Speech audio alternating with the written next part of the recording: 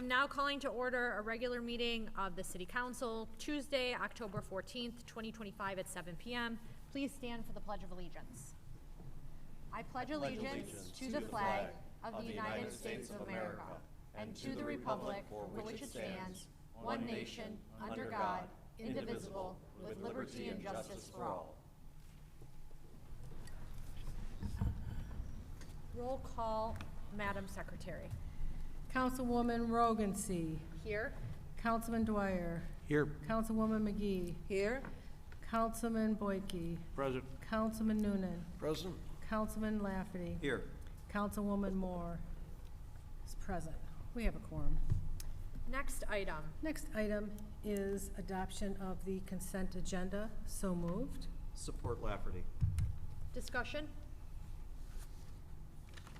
Hearing and seeing none, I will call the question. Ms. Moore?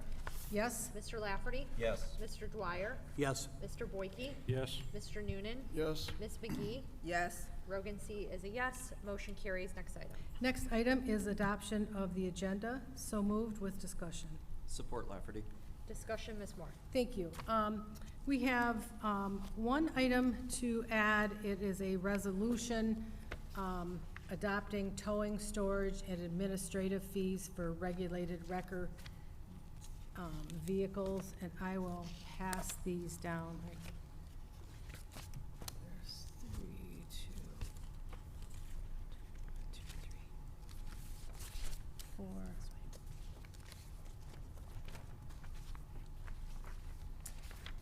Also, I'd like to add an item regarding city commissions and mayoral appointments under council business. Madam Secretary, where is the resolution? The resolution will be under council business. It will be item G, and the commissions will be my item H.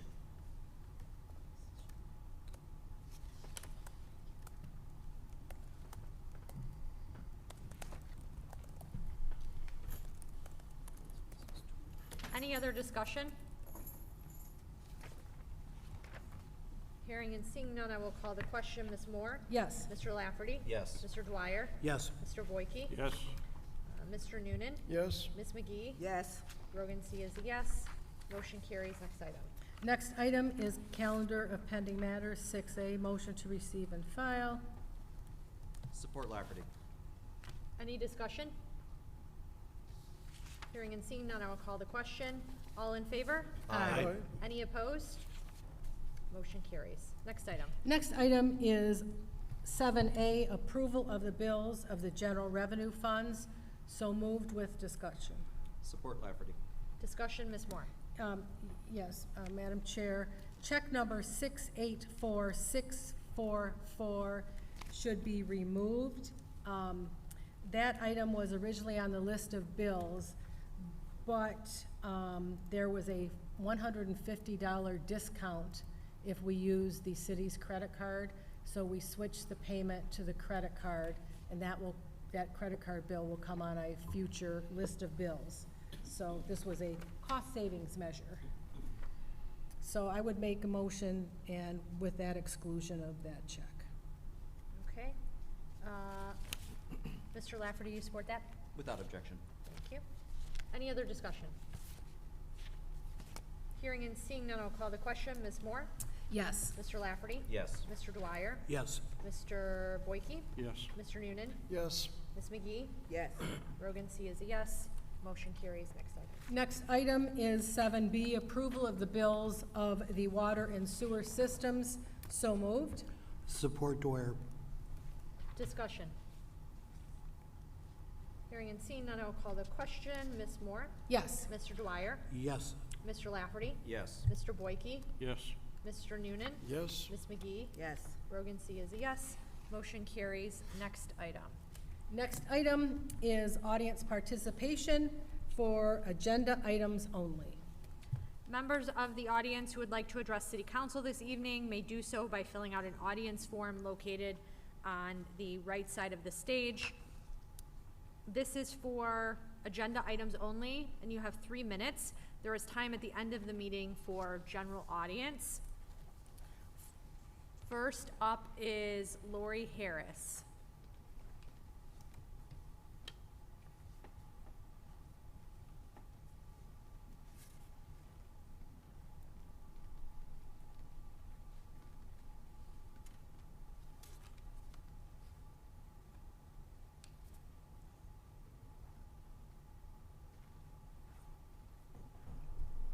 Hi, Lori Harris. I am wanting to talk about item HH, and I apologize. I was busy chatting in the back, and I didn't hear if you removed that from the consent agenda. No, we didn't. You didn't. Oh, good. Well, I hope that there were a lot of questions asked about this. That's a lot of money in the ADA budget to put 6 bathrooms and a kitchen in the wastewater treatment building. Now, I've never been there, so I don't know the conditions, but I went to the ADA presentation, and I've been kind of involved in ADA things. And the first goal of the money is to get to the building, to be able to park and enter the doors. The second goal, I believe, is to get to the services inside. So that building, I'm not sure what it's used. I mean, if people are going in to do business in the wastewater treatment building, but I'm also wondering why a kitchen is getting used, built, renovated with ADA money. That seems a little bit unusual and maybe inappropriate. If there's $3 million being spent, you know, that's 1/6 of the budget. And I'm guessing that $555,000 could be divided up into other projects. So that's the first thing. The second thing is just a reminder that when we keep giving permission for these marijuana businesses to extend their licenses because they didn't get their paperwork done, et cetera, I would like to not see them, if they're getting their license suspended, or I don't want you just to reapprove them. You know, if they got to the point where they got their license suspended, they need to go someplace else and do their business, is my opinion. And that's probably all. Thank you. Thank you, Ms. Harris. That is the end of audience. Next item, Secretary Moore. Thank you. The next item is 9A, Stillwell Manor Resolution. I will read the resolution. I believe there are some members here from Stillwell. If you'd like to come forward. Ms. McGee, I believe you're the liaison to that. Would you please present that to them? Thank you.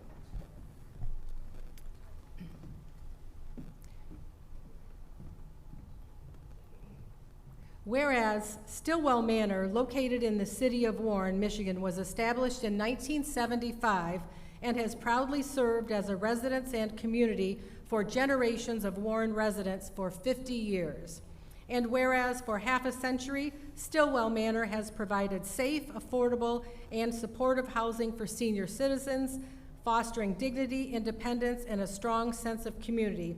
And whereas Stillwell Manor has been a place where residents not only live but thrive, building friendships, hosting activities, and creating lasting memories that strengthen the social fabric of our city. And whereas the dedicated staff, management, and volunteers of Stillwell Manor have contributed tirelessly to the well-being of its residents, ensuring that quality housing and compassionate care remain at the heart of its mission.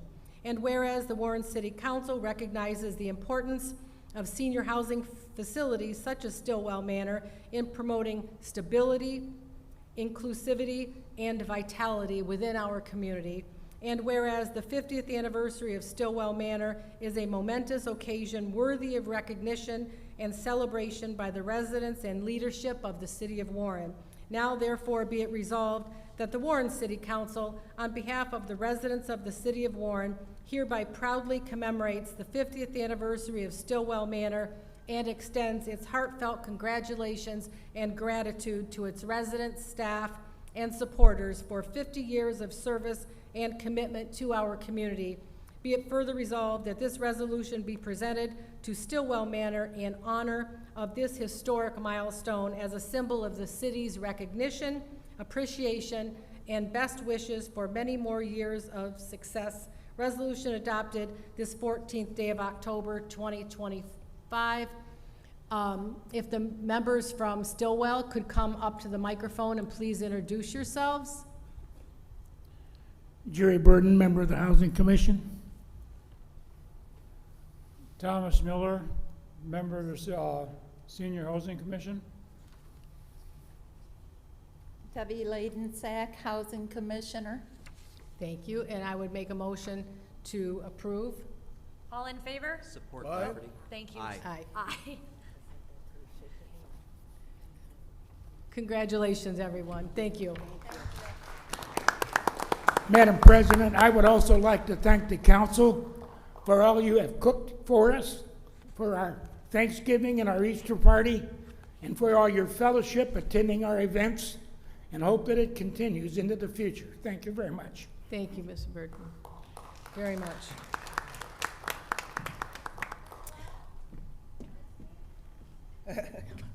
No, This is, yeah, thank you. thank you. The next item is a 9B, Breast Cancer Awareness Month. I don't know if Monica was going to be here. She was going to represent the residents for this one, but we'll just do something with that.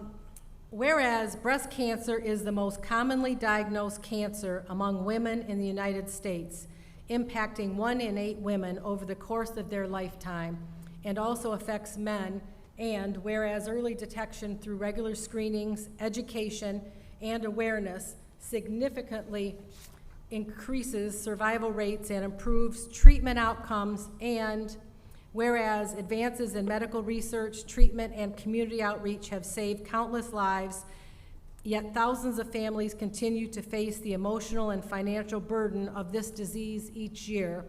And whereas the Warren City Council recognizes the importance of raising awareness, supporting those affected by breast cancer, honoring the survivors, and remembering those who have lost their lives. And whereas Breast Cancer Awareness Month provides an opportunity to educate residents, promote access to screening and health resources, and encourage community solidarity in the fight against this disease. And now therefore be it resolved that the Warren City Council does hereby proclaim the month of October 2025 as Breast Cancer Awareness Month in the City of Warren. And be it further resolved that the Warren City Council urges all residents to participate in community activities that increase awareness, support research, and offer compassion to individuals and families affected by breast cancer. Resolution presented on this 14th day of October 25. Motion to approve. Support Lafferty. Support Dwyer. Madam Chair, I would ask for suspension of the rules to let me make a statement. I'll make the motion to suspend the rules. Thank you. This resolution is especially meaningful to me. I sit here not only as a council member, but also as a breast cancer survivor. My cancer was detected extremely early, so early that treatment was quick and my prognosis was excellent. I am grateful every day for early detection, and I know that without it, my story could have been very different. I also want to acknowledge my colleague on this council, Councilwoman Rogancy, who shares a similar story of breast cancer caught at its earliest stage. Together, we are living proof of what early screening and awareness can do. That's why this resolution matters. Breast Cancer Awareness Month is more about it's more than wearing pink, it's about saving lives. It's about encouraging our mothers, daughters, sisters, and even our brothers to get screened, to know their risk, and to take action. I hope our residents hear our voices tonight and remember that early detection makes all the difference. And I hope our community continues to support research, education, and those still in treatment. To everyone fighting, to every survivor, and in memory of those we've lost, we honor you this month and every month. And now we would like everyone to assemble in front of the stage, and we're going to do a Wear Pink photo for TV Warren. And just, if we can get a vote on our resolution, all in favor? Aye. Thank you.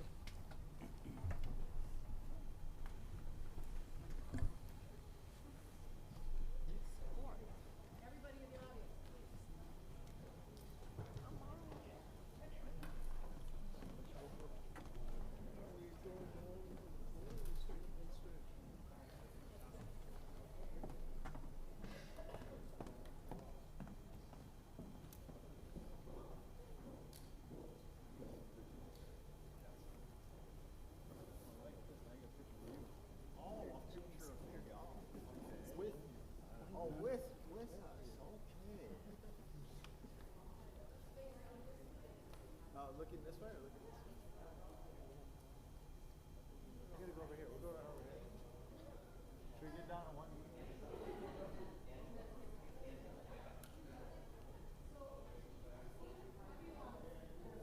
Well, I wasn't expecting something.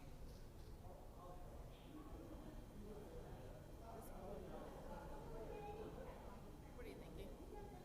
You're tall. Yeah. So, Okay. can we scoot in some? If we can get more people down here in this end and have layers, that might help. Yeah. Tall people in the back. Some folks over here. Can you come this way, Come. please? Tall people in the back. Shorter people in front. Come as much this way as possible because of the podium. This is here. You folks come in front.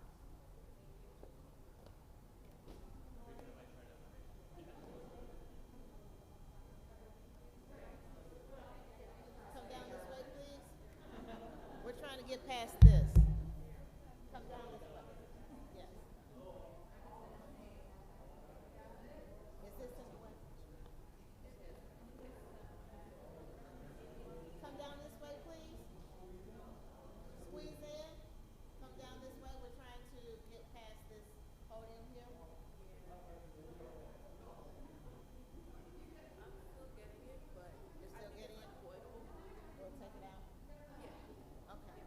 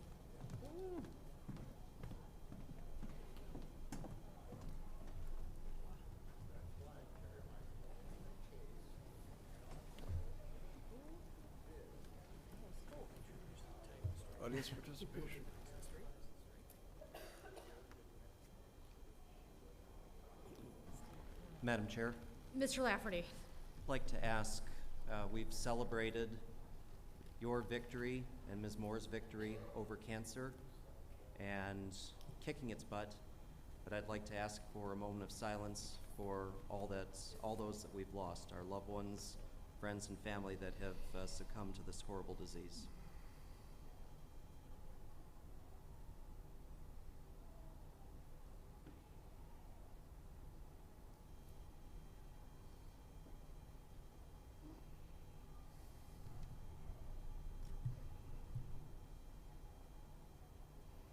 Thank you. I have one more item. Let us pause to remember Sergeant Christopher M. Wooters, who was tragically killed in the line of duty 25 years ago last week. On October 11th, 2000, Sergeant Wooters made the ultimate sacrifice while serving the people of Warren with courage, integrity, and honor. His loss was felt not only by his family and fellow officers, but by our entire community, a community that remains forever indebted to him for his bravery and service. The passage of time has not diminished the impact of that day or the depth of our gratitude. Sergeant Wooters embodied what it means to wear the badge, to protect and to serve. Saturday afternoon, the Warren Police Honor Guard rendered a 21-gun salute in his memory, reaffirming our city's enduring respect for Sergeant Wooters, for his family, and for all who continue to serve in his legacy. May we never forget his name, his service, or the sacrifice he made for the city of Warren. Thank you. Thank you. Any other announcements? Madam Chair. Mr. Lafferty. Thank you. On Wednesday, September 24th, Councilman Dwyer, myself, and Ms. Moore attended the beautification dinner where was the 31st annual residential awards recognition. Out of 100 plus nominations submitted this year, 20 were chosen to be the class of 2025's honorees. And there were some wonderful stories shared and beautiful photos and gardens that were displayed at this banquet. And so it's a wonderful example every year of how people pour their heart and soul into their gardens.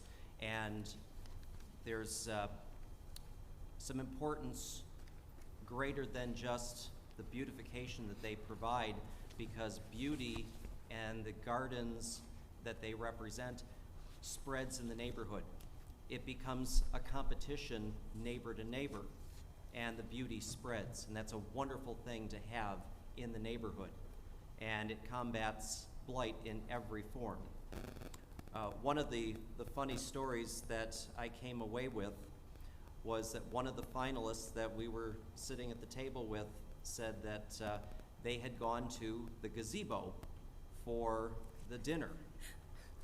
And, well, the dinner was held at the gazebo at 13 and Mound. And this couple, and I won't say where they live, but live rather close by, went to the gazebo for the event. The gazebo in the Pocket Park at Chicago and Mound Roads. Expecting, I guess, a tent and tables and dinner to be served right there at the corner. So, cute little story, something to remember. But congratulations to all of the winners. I'd also like to extend congratulations to Centerline, Cousino, Warren Mott, and Sterling Heights High School for all earning straight Division I ratings at the MSBOA Festival held this past Wednesday. It was an incredible night of talent and performance showcased by our high schoolers. And as a marching band dad and very proud dad of a freshman marching band enthusiast, it's going to be a wonderful 4 years in high school. So I'm very much looking forward to seeing this progress. Warren Mott, in fact, 23 years running straight Division I ratings. So very, very high honor. And lastly, a very special moment for our police chaplain, J. Michael Jackson, who celebrated his 75th birthday over the weekend. So happy birthday to J. Michael Jackson of the Warren Police Department.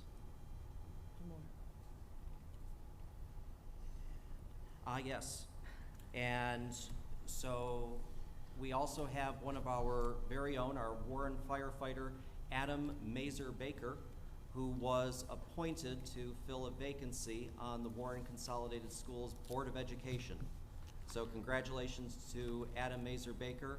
It's a wonderful individual, family man, and will make a great addition to serving his community on top of serving his community that he does every single day as a firefighter serving our cities, our citizens. So thank you and congratulations to Adam Mazer Baker. Thank you. Ms. McGee. Thank you. What you may or may not know, I am on the Macomb St. Clair Michigan Works Board, and they had decided along with myself to put on a youth job training for our youth and teens on the 29th of this month. It will be held at Fitzgerald Recreational Community Center on the 29th from 3:30 to 5:30. So if you have some teens in your house and you want them to learn about how to get a part-time job or even apply for a summer job, please have them come out for the event on the 29th of this month on Wednesday from 3:30 to 5:30. Thank you. Any other announcements? Hearing and seeing none. Next item. Next item is 10A, which is a public hearing, consideration and approval of Brownfield Plan Amendment Number 4 pursuant to Public Act 90 of 2023, Village at the Park, 8525 Cole Street. The petitioner is VIP Homes and Development. Ms. Michaels, is there anyone here that can summarize this? Or are you being voluntold by me to come summarize it? Thank you, Council. Mary Michaels for the City Attorney's Office. Just briefly, this is a brownfield that City Council already approved back in, I believe, 2020, October of 2020. It's for a development of 138 apartments. The former owner is selling to VIP Homes, which created a new entity, Village at the Park LLC. He's seeking an assignment of the brownfield and an amendment to the brownfield, very minor changes, mostly to infrastructure. The detention pond, excuse me, will be in the middle. And what he's agreeing to is to continue a 30% share for the city, 10% administrative fee, and a 20% share of the TIF. This agreement was, well, the 20% share was agreed to fairly recently, and he's amended the brownfield, which brings down the overall reimbursement from $8 million plus to $7,830,463. The original plan remains its 4 buildings, 138 apartments, and Mr. Castellana is here if the council would like to hear from him. Thank you. Any other questions? Please let me know. Thank you, Council. And the petitioner's here? Yes. Would you like to speak? Okay. Hello, everyone. My name is Vito Castellana. I kind of dived into the project last time when we were coming in for our district approval. The project is still the same. It's 138 apartment units. It's 46 one-bedrooms and 92 two-bedrooms. I'm excited, and my gut feeling is telling me that it'll be a success because we own the project next door. We are at 97% occupancy, and all of our rents meet the workforce housing standard.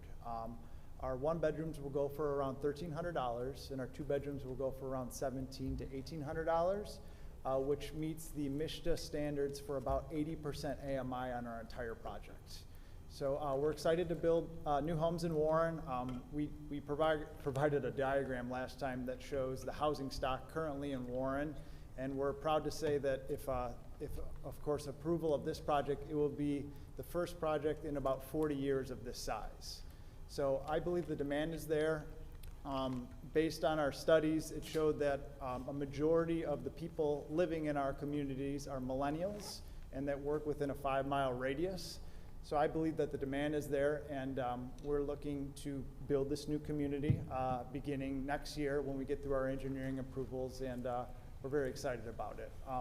Previously, we were asked about if a traffic study was conducted. It was, and I have a copy of it. If you like, I could submit it for the record.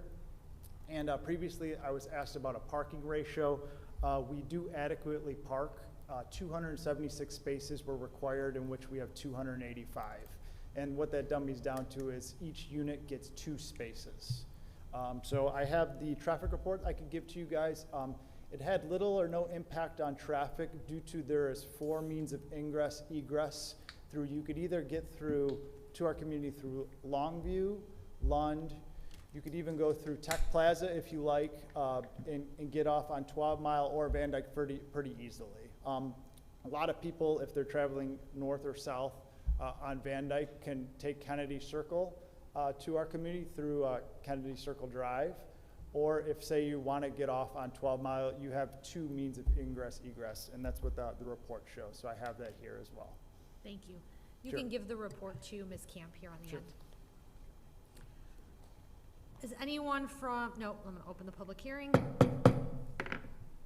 Is anyone from the audience like to speak on this matter? Hearing and seeing none, I will close the public hearing and entertain a motion. Motion to approve. Support Lafferty with discussion. Discussion, Mr. Lafferty, then Mr. Boyke. Thank you. I guess through the chair to Ms. Michaels in absence of Mr. Bomarito.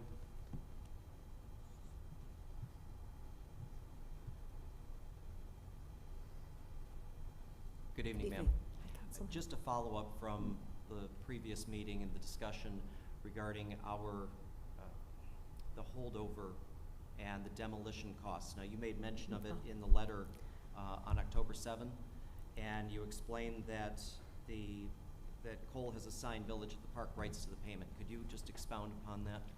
Yes, Schaefer, or Cole Street Investments LLC, did demolish the former Hartsick Junior High. And they cleared it, he remediated it. I believe there was some asbestos.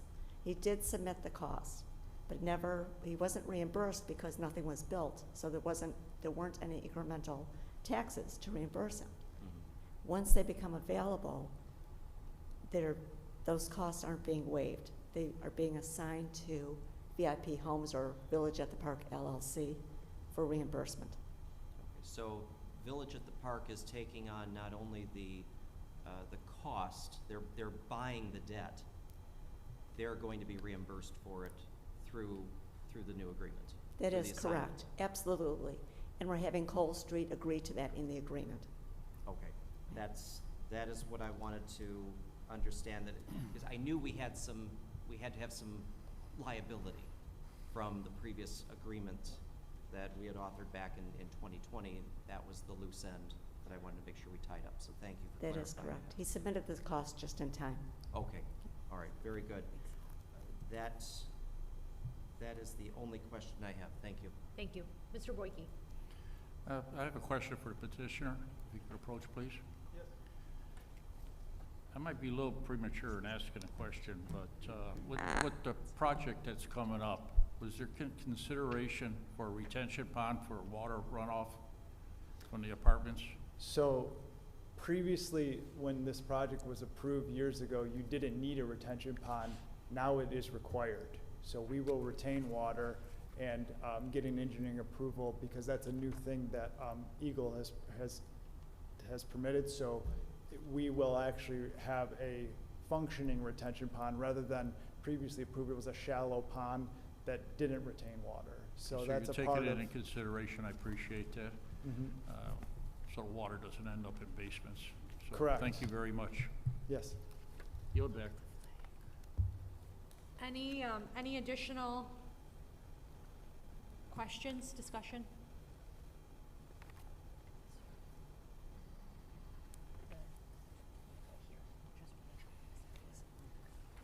Okay, hearing and, let me see, where am I at? So, Mr. Lafferty, you made a support. Any other discussion?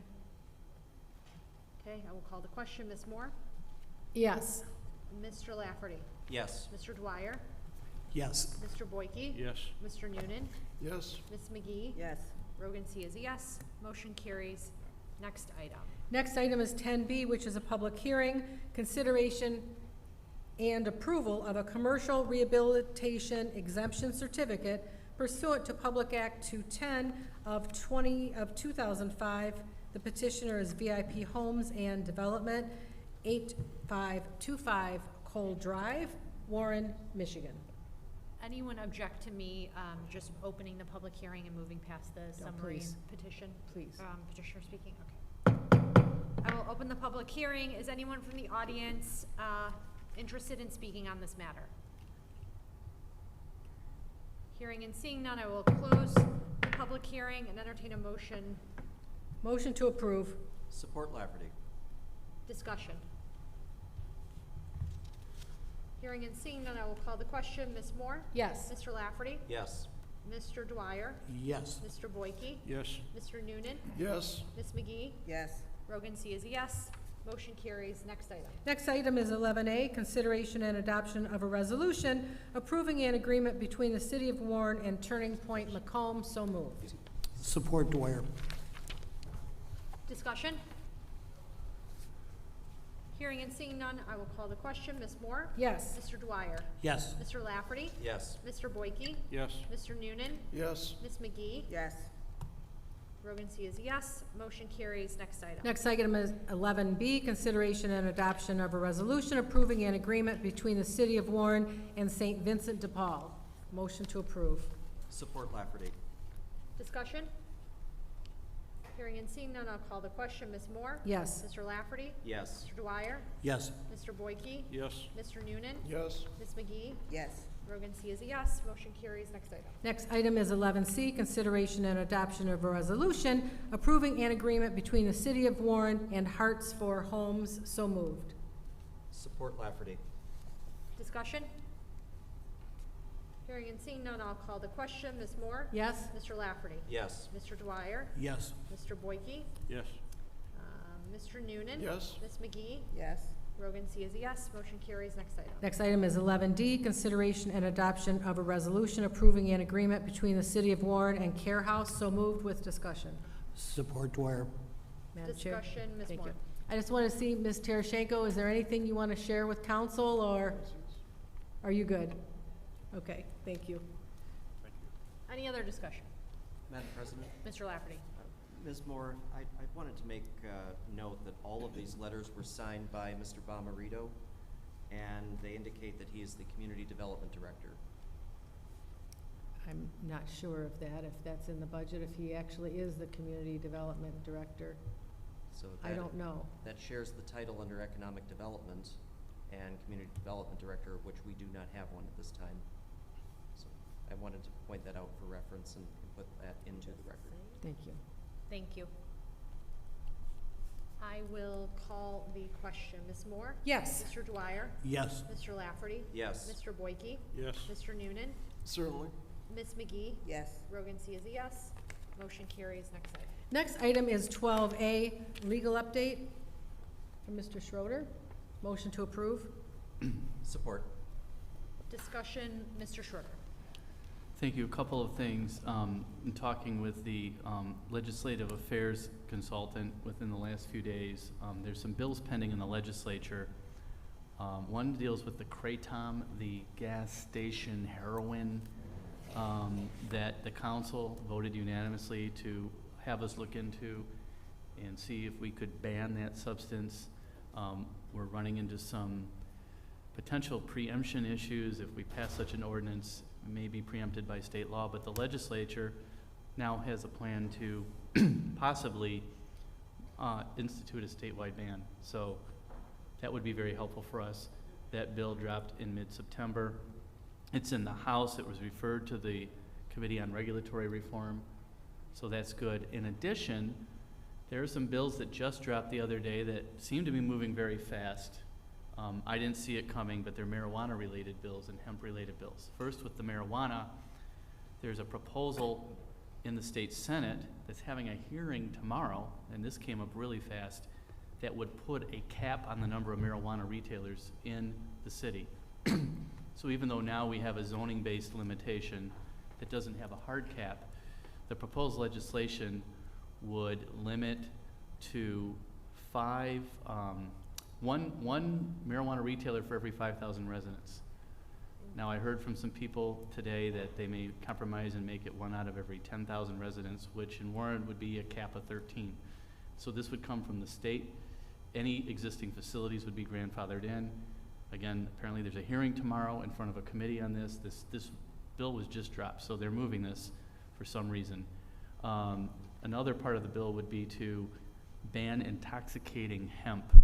Intoxicating hemp is when they take hemp, which is legal under federal law, unlike marijuana, cannabis, and they process it in such a way that the THC levels are very high, and it could make you intoxicated, high, whatever, as opposed to the 0.3% or less THC where you don't get high and it has some other potential medical benefits. So apparently gas stations and smoke shops and other places are selling this gas station weed that is really derived from hemp, and it's a loophole with the federal law.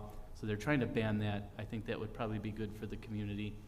And they're doing some other things that would allow legal hemp products that are under 0.3% THC to be sold at retail anywhere. So this just came up in the last couple days. In fact, this afternoon I learned about it.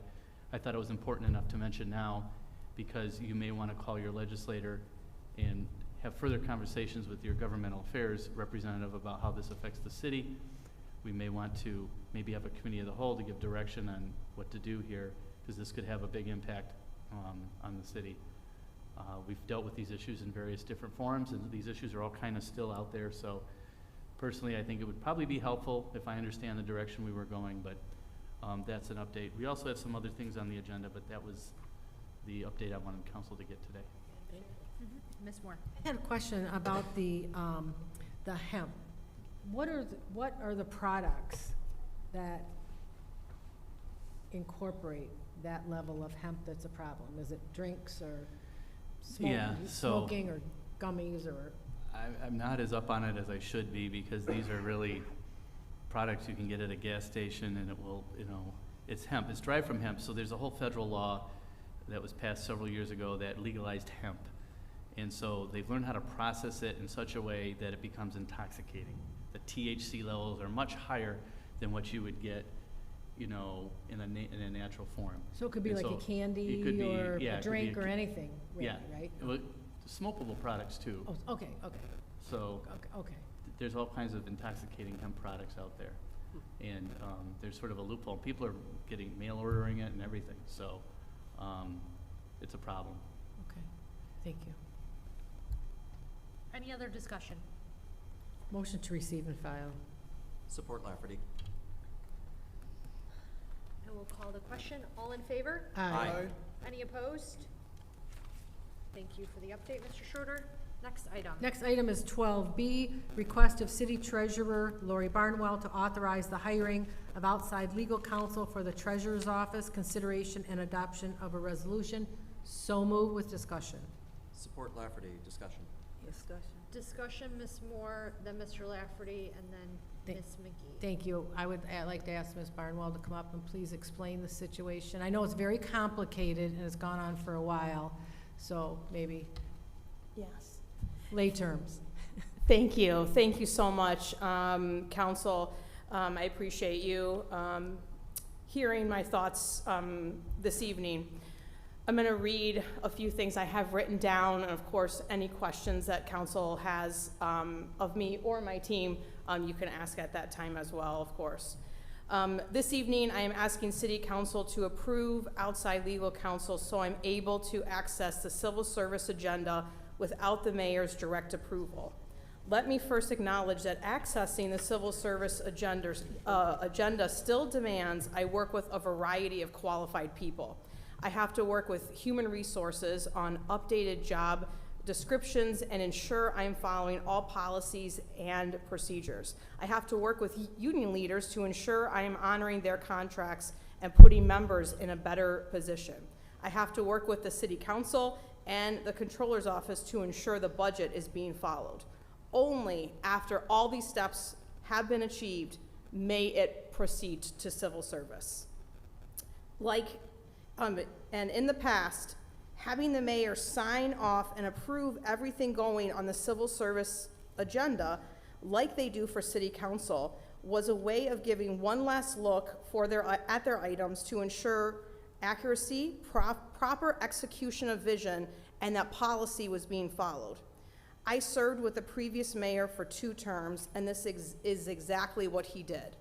He ensured that his HR department, unions, and the budget director were all fine with my items and then sent them over. Unfortunately, this is not the case with the current mayor. This spring, I presented to the City Council a plan for the future of the Treasurer's Office. We had 1 significant retirement last year, and in 2 years, there will be 2 more leaders retiring. It is imperative that we keep the Treasurer's Office in the hands of qualified employees who have been trained to take the higher roles. The City Council approved my budget, and we got to work right away with human resources and our union leaders to ensure we were all in agreement and policy was being followed. I cannot say enough about how great it has been working with our new HR director as well as our union leaders. They offered great suggestions, and if something I said wasn't quite going to work, they gave other impertinent ideas. Most importantly, and most recently, I worked with HR and the union on an upgraded job description approved by City Council, HR, union, and then civil service. This updated job description was basically taking an already existing role in my office and adding a couple more additional duties that didn't exist before. As the council and residents know, the investments of our city have changed since I have become treasurer. Our investments were only in simple savings or CDs in 2015. Now we use state laws to maximize return. When I started, the return on our investments on a yearly basis was about $115,000. In 2024, the return on just our fund balance investments was over $5 million for just 1 year. Because our investments have not only expanded over the years, there has been more time required on state and city reporting, meeting with investors, and meeting with staff on best investment choices. Also, requirements have changed over the years and will keep changing at the state level. This is why City Council, HR, and the union have all worked with us and were in favor of this proceeding to the civil service agenda where that job description was approved. When it came time to reclass the current employee to that job, the mayor decided at the last minute that this would not go on the civil service agenda because she felt this job should go out for some reason to the rest of City Hall and perhaps the public. First of all, and most importantly, that is not what is listed in the council-approved budget. We do not have room for a new position. This was simply an upgraded role that already existed. This would not even be possible per policy and procedure to place this job out. I have tried to explain this to her numerous times as well as others on my behalf. It all seems so basic and easy to understand. Departments expand, grow, and change. You need to update job descriptions and positions to keep up with the times. Make no mistake, my budget that was submitted to City Council and approved saves the taxpayers money. The mayor is suggesting we spend more money by putting out for a position that's not even in the budget. I do not know if it is a lack of understanding, need for control, or both. I cannot have my department held back any further because of the mayor's opinion, and a very incorrect and outside policy one at that. I have met with the mayor several times this year, including with my team. I have provided charts and pie graphs to help her understand my vision, just as I did with City Council. Though I felt it was unnecessary, I have spent hours meeting with her and her team on these simple issues as a respectful courtesy. And because of it, and because of the fact I make it my mission to try to work with everyone on behalf of my team and the residents. However, she has made it very clear she is not going to change her mind, even though everyone else has been on the other side. She is not following budget policy. When the previous mayor, Mayor Fouts, was here, we did not always get along personally, but both of us gave each other the utmost respect professionally. He would never try and hurt my employees and hold up important progress in my office as long as laws and policies were being followed. Now I am not able to get simple small promotions that have been budgeted and approved on the civil service agenda for them to approve or deny. I believe this is also an overreach of power. I am not an appointee of the mayor, but a separately elected official. We have a strong mayor form of government. Does she feel she doesn't have enough power, that she needs to also control the treasurer's office?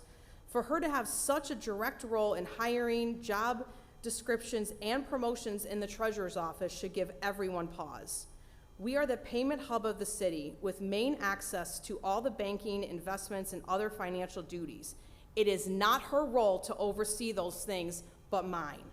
For many years, I have worked hard in my department and stay in my lane, if you will. I do not criticize others, but my role but do my role and adhere to support her or anyone else if asked.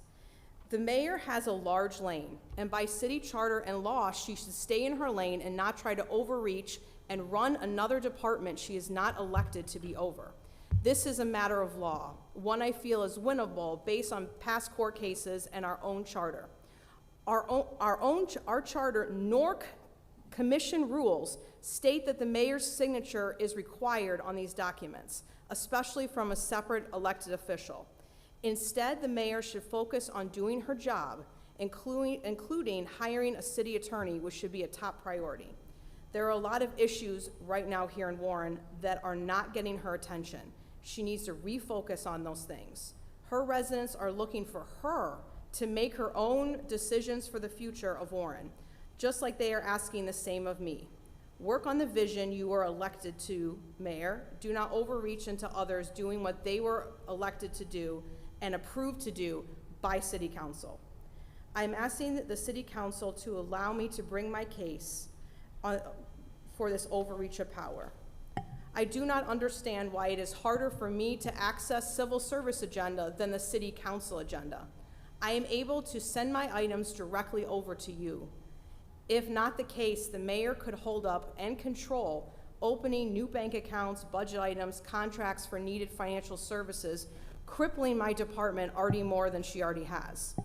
Ultimately, these changes and updates we are looking to do not impact me, but they are essential in helping my team and our residents ensure the Treasurer's Office will continue to run the financial arm of our city effectively. The mayor has forced my hand in this matter. If I'm not able to ensure my department is trained and managed correctly, the damage could be costly in many ways.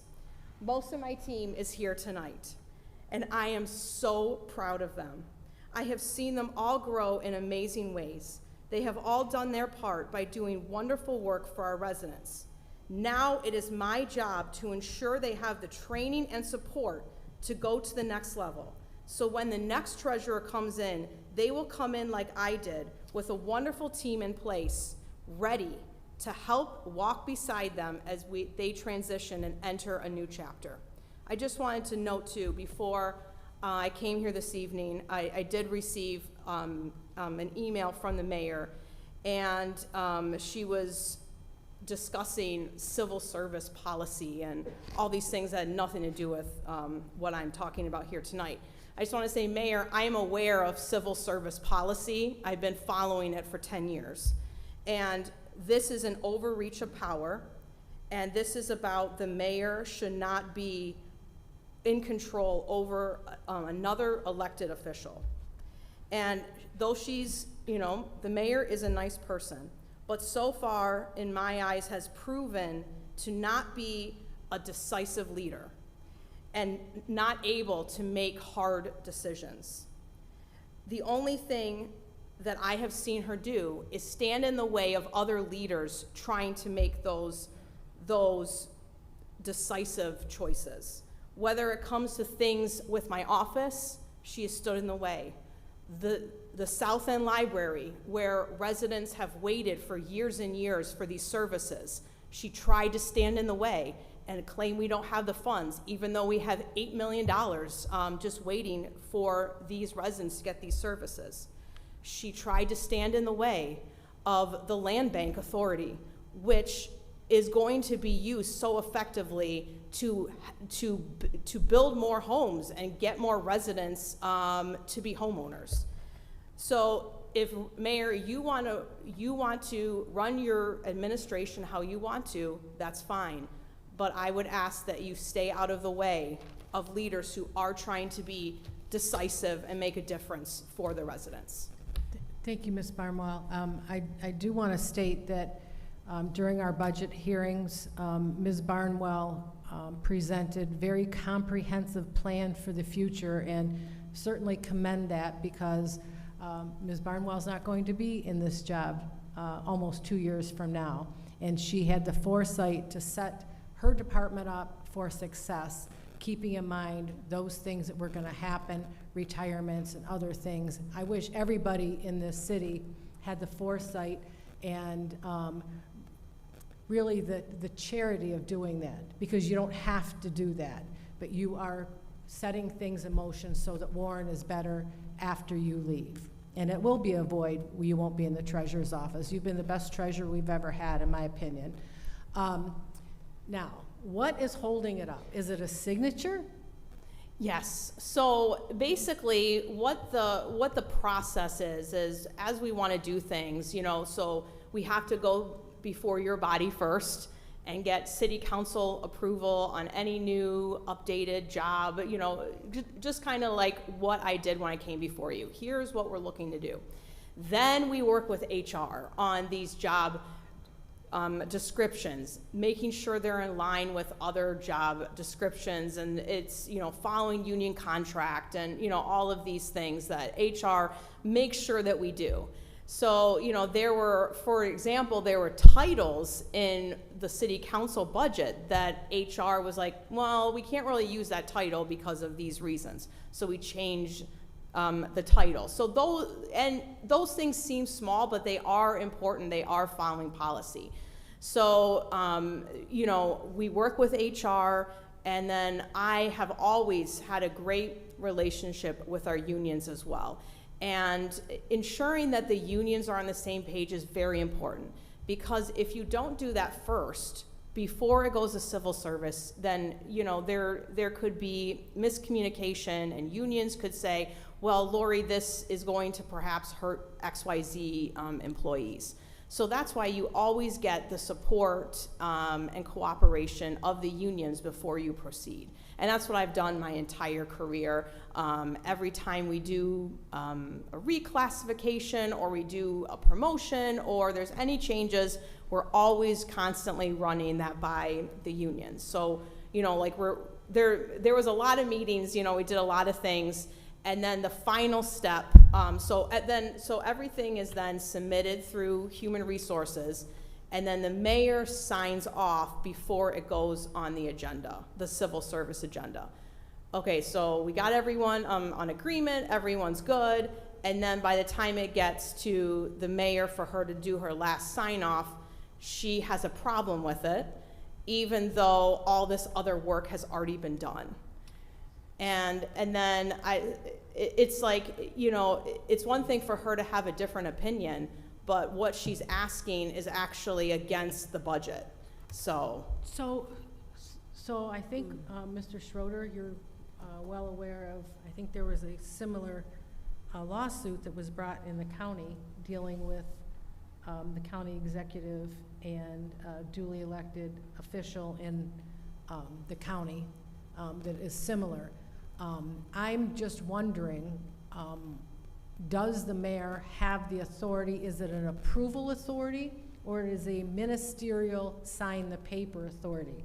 And I don't know if it's appropriate, but since council approved the budget and your positions, you've worked with the unions and mentioned that when we did our discussions. If we've approved that, there is a provision in the charter that the mayor is supposed to sign anything council says, asks her to sign or tells her to sign. So I'm not sure where that falls under what we can mandate if it's already, we've approved it in the budget. And Right. it's gone through all the other approvals. Right. It seems to me we're gonna have to have some clarification on what you can do. You are duly elected. You answer to the people. You do not answer to the mayor. In certain circumstances, you do answer to city council when it comes to your budget. Absolutely. Right? And things, or what you want to change banks, or it's a sort of a double check, right? Absolutely. But, you know, you don't report to us your day-to-day activities, nor do you report to the mayor for that. So I think that there is obviously, if the mayor is not gonna fulfill her obligation, in my opinion, then certainly you are within your rights to bring on legal counsel to settle this matter. I have to say, I'm very impressed that you have a copy of this, the rules and regulations of the Civil Service Commission, because I think I asked for that for 3 years and never got a copy. We might have a copy now. You might have seen one, Mr. Schroeder. Nope? Yeah. Huh? Send it over, I'm still waiting. Yeah, we've never seen the we've asked 3 years for the rules from the Civil Service Commission, and we have been denied having them. And I have a question for you. Do you have access to the city's intranet? The internal website? Yeah. Yeah. I mean, you could get on there and find out what the city policies are, like for travel or other things like that? Interesting, interesting. I will say if, you know, anyone is welcome to look at, because that's why I sent them over, there is nothing in that handbook that I have read that the mayor has to sign off on, you know, have the final, like, sign-off authority before it goes to the Civil Service Then Commission. why doesn't just, why can't you just send it to Civil Service and have it heard there? I think What is that- stopping, is there something stopping that from happening? I think that, you know, I think that her administration is going to be hesitant to just send it over without her approval, which I understand. They're in a tough middle spot. So I think that, like, you know, that is what HR does, is they have her, but it's like, my argument is, this is past precedence more than it's actually policy. So, and without any kind of legal remedy, I don't know how to access the Civil Service agenda. That seems like a serious flaw or problem with the Civil Service Commission, that you as an elected official and an autonomous, really, department head, that you don't have direct access. You have to go through somebody else, just like the clerk should be able to do that. Right, absolutely. And I mean, it wasn't really an issue for me under the previous mayor. Sometimes he would call and ask simple questions. Basically, it would be ensuring that policy was followed. That's more how he used it. He didn't really get into the weeds of, like, I didn't have to explain every single facet of it, but it was very much like, this went through the proper, you know, and there was like a checklist he would go through with me from time to time if he, you know, wanted to have concern on an item. But there was never, which was, I was happy to do, because I always followed policy. So there was no, there was no question or worry then. But now I am following policy. I'm going through, out of my way to go through all of the correct channels, and it's still being denied on the agenda. And just very simple little things that are silly. This is silly.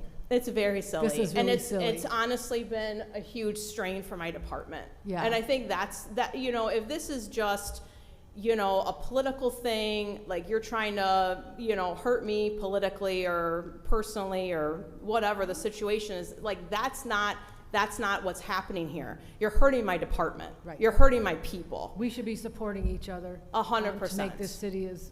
Yeah. And I hate to admit this, but, and Mary Camp will attest to this, our relationship, whatever it was personally with former Mayor Fouts, our offices worked really, really well together. We never had problems between the offices, and we didn't Yeah. have any of those kind of problems, but, so. You finish. Yeah. So I'm totally in favor. You do what you need to do. Thank you. Mr. Madam Chair? Lafferty. Thank you. Mr. Lafferty, and then. Ms. Moore, you touched on one of the questions I was going to ask about. Is this and more focused on the approvals, is it statutory or is it ministerial? And then you said the two words that I really wanted to focus on, past precedents, and it's a clear misunderstanding, most likely, of what that signing is really indicative of. Yeah. So, and this really is, despite this late evening word salad that was sent to all council members, I don't even know what it says. It cites a few terms, but it doesn't really make an argument. You made a very compelling argument this evening. If this is a counter, perhaps it is, I don't know. I'm not quite sure what it is. But it didn't make a case for why she stands on her authority or is trying to stand on her authority. So this is the land bank all over again. Yep. This really is, and you called it out before, but what we did with the land bank, and I'm in favor of granting you the ability to hire legal counsel, but I want to avoid litigation. And we did so with the land bank. I would like to know if we can have the city attorney, Ms. Michael's office, who is not an appointee of the mayor, so she has no fear of reprisal from the administration in this case, and could author an opinion on what the authority is on the letters sent to the Civil Service Commission. If she has legal standing to prevent an autonomous elected official from direct access to the Civil Service Commission, as you so eloquently stated. And if she does not, then she has until the date of the next civil service meeting to comply. If she doesn't, your office has the authority to engage legal counsel and seek relief in the Macomb County Circuit Court. I think it puts... Is that a new motion you're making? I'm making some considerations. Like I said, I don't want to go straight to court. I think that we have sufficient information to make a decision. Like I said, I'm very much in favor. But I would like to have the city attorney's office issue that letter to clarify that she has standing or she does not have standing. And then, based on this, I've not been able to find anything, Mr. Schroeder, if there's anything in the charter that says these must go through the mayor for approval, and is that a statutory approval or a ministerial approval? And if that's not the case, the city attorney can clarify it. She can tell her she has zero legal standing and she has to send it forward. If she fails to, Ms. Barnwell has the appropriate legal recourse. I think that's a prudent course of action in this case. I will move on to some other audience and circle back to you if you want Thank you. to make, or not audience, sorry, other That's fine. discussion. And then if you want to make a new motion, you can. Ms. McGee and then Mr. Boyke. Yes, I appreciate it, Ms. Barnwell, all that you have done for the Treasury Department. I also appreciate that. My question is, because you had not, well, the first concern I have is who's going to pay for that attorney? And it looks as though the city is going to pay for that attorney. And I believe you've given us a price, a rate of $275 per hour for that attorney. And I don't want to pay for attorney in order to get some information or make the mayor do what she needs to do. I want to be able to work it out first. And don't get me wrong, I believe you have tried And I understand your position as an elected official that you can move forward. My question is, I didn't hear what civil service, and I didn't get a chance to read it all, what the civil service requirements are. Now, me knowing HR like I do, usually they require you to post something before you say you're going to promote a person or move them to another level. Does the Civil Service Commission or requires you to post this position? And if it's a requirement for you to post it first through the city, whether you're elected or not, we have to do so. So have you decided to post it? If so, what was the outcome? Thank you. That is not a requirement of civil service, nor is it a requirement of our unions. So this, basically what we've done, we had a position in the budget, it was accountant 3. So in the budget that you approved, this body approved, and that was passed, we took that position out, even though the person was still in that position, and put it at the upgraded level. The reason, as I explained in here, is because we were adding this need that we had for investment reporting, which has grown and grown and grown into, you know, a part of our office that wasn't there before. So basically, that upgraded position is what's in the budget. So there's no body there. If you put out for a role, there has to be an opening. There's no opening. So it's a simple reclass into this promoted role. So there's nothing to put out to another. And I mean, I just want to say that no one else will really qualify because it's the top union role in my office. So it requires you working the treasurer's office for like many, many years. So this is not something that anybody could really get outside of this person. This is a policy and this is a law issue. The council passed a budget. We, as a treasurer's office, are trying to follow that budget. The mayor is not, very simply, is not following the budget. And this position, it has a salary, I believe, of like $110,000. So she is saying that we should put this position out somehow, even though we don't have the money in the budget, and spend another over $100,000 of money that is not in the budget. So you asked about outside attorney and, you know, the cost of that. We are hoping to resolve this very quickly because I feel very, you know, after speaking with many, you know, people on the legal side, that we have a strong argument that she doesn't have the authority to block a separate elected official from accessing this agenda, just as she doesn't have the authority to block anything I bring to you. So this position does not require you to post it, because I'm thinking if they're not qualified for you to be, if you don't have a qualified person or you have the highest qualified person, then if it was posted, it probably would have been filled by now. Am I correct? No. So basically, this is, all we did was take a position that already exists, work with HR, and added a couple things to that role, and it's like an upgraded position. So instead of making $99,000, they're making $110,000 because they're doing more investment reporting, meeting with banks with me, and helping make these investment decisions. So it is an upgrade, an update to an already existing position. So it is not an open position that would need to go out or has the money to go out. But and this is like an upgrade. Isn't that a form of promotion? If it's an upgrade, even if it's a couple level reclassified, if it's an upgrade, does it require you to post it because it's an upgrade? It does not. It does. That is not a civil service rules and procedures, nor is it union rules and procedures. It's not. Okay. No, and that is why, like I said, that is like the disconnect right now between the mayor and I, is she has this, I can't even speak for her because I don't really know where she's getting any of this information.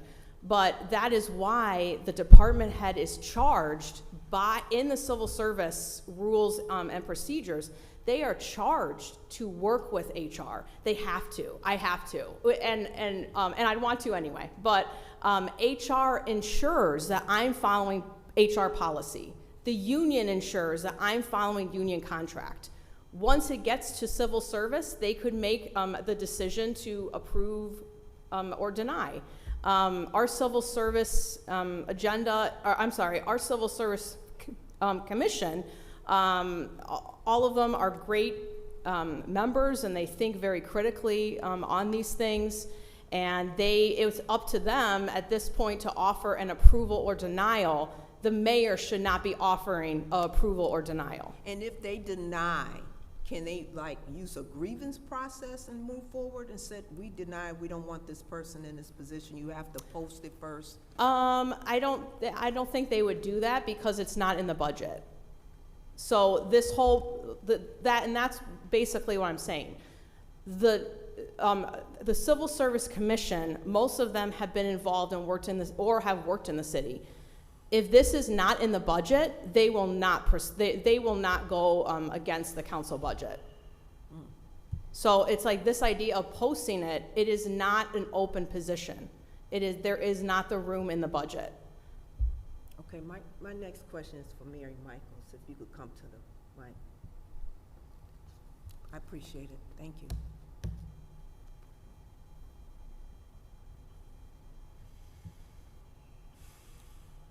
So my question to you is, when I called today, I tried to get some questions answered regarding this because I couldn't understand why we need a separate attorney and why it was required to have an attorney on this situation and this matter. Why can't we work this out? Would it have been worked out if we would have just posted it? I can't answer that right now. I don't know, I have the background. You don't have the background? I don't have the background information. Have the mayor spoke to you regarding the position? No. Okay. Okay. This cannot be lawfully posted. I would be going against your authority. Okay. Madam Vice Sorry. President, I'd be going against you. Okay. Ms. Michael, you have anything I'm additional? done. I'm done. Thank If you. I may, Ms. Madam Yes. Chair, I'll talk to the mayor about this. I know it's in the ordinance that the mayor can approve requests for vacancies. That's by ordinance. But what limits there are on the exercise of discretion, that has to be reviewed legally, which I'll do. But what I'd like to do is a chance to work this out between Ms. Barnwell and the mayor. I would like that, yeah. Thank you, Ms. Michaels. Thank you. Anything further, Ms. McGee? No? Okay. If you were, I do have one more question for you, Ms. Barnwell.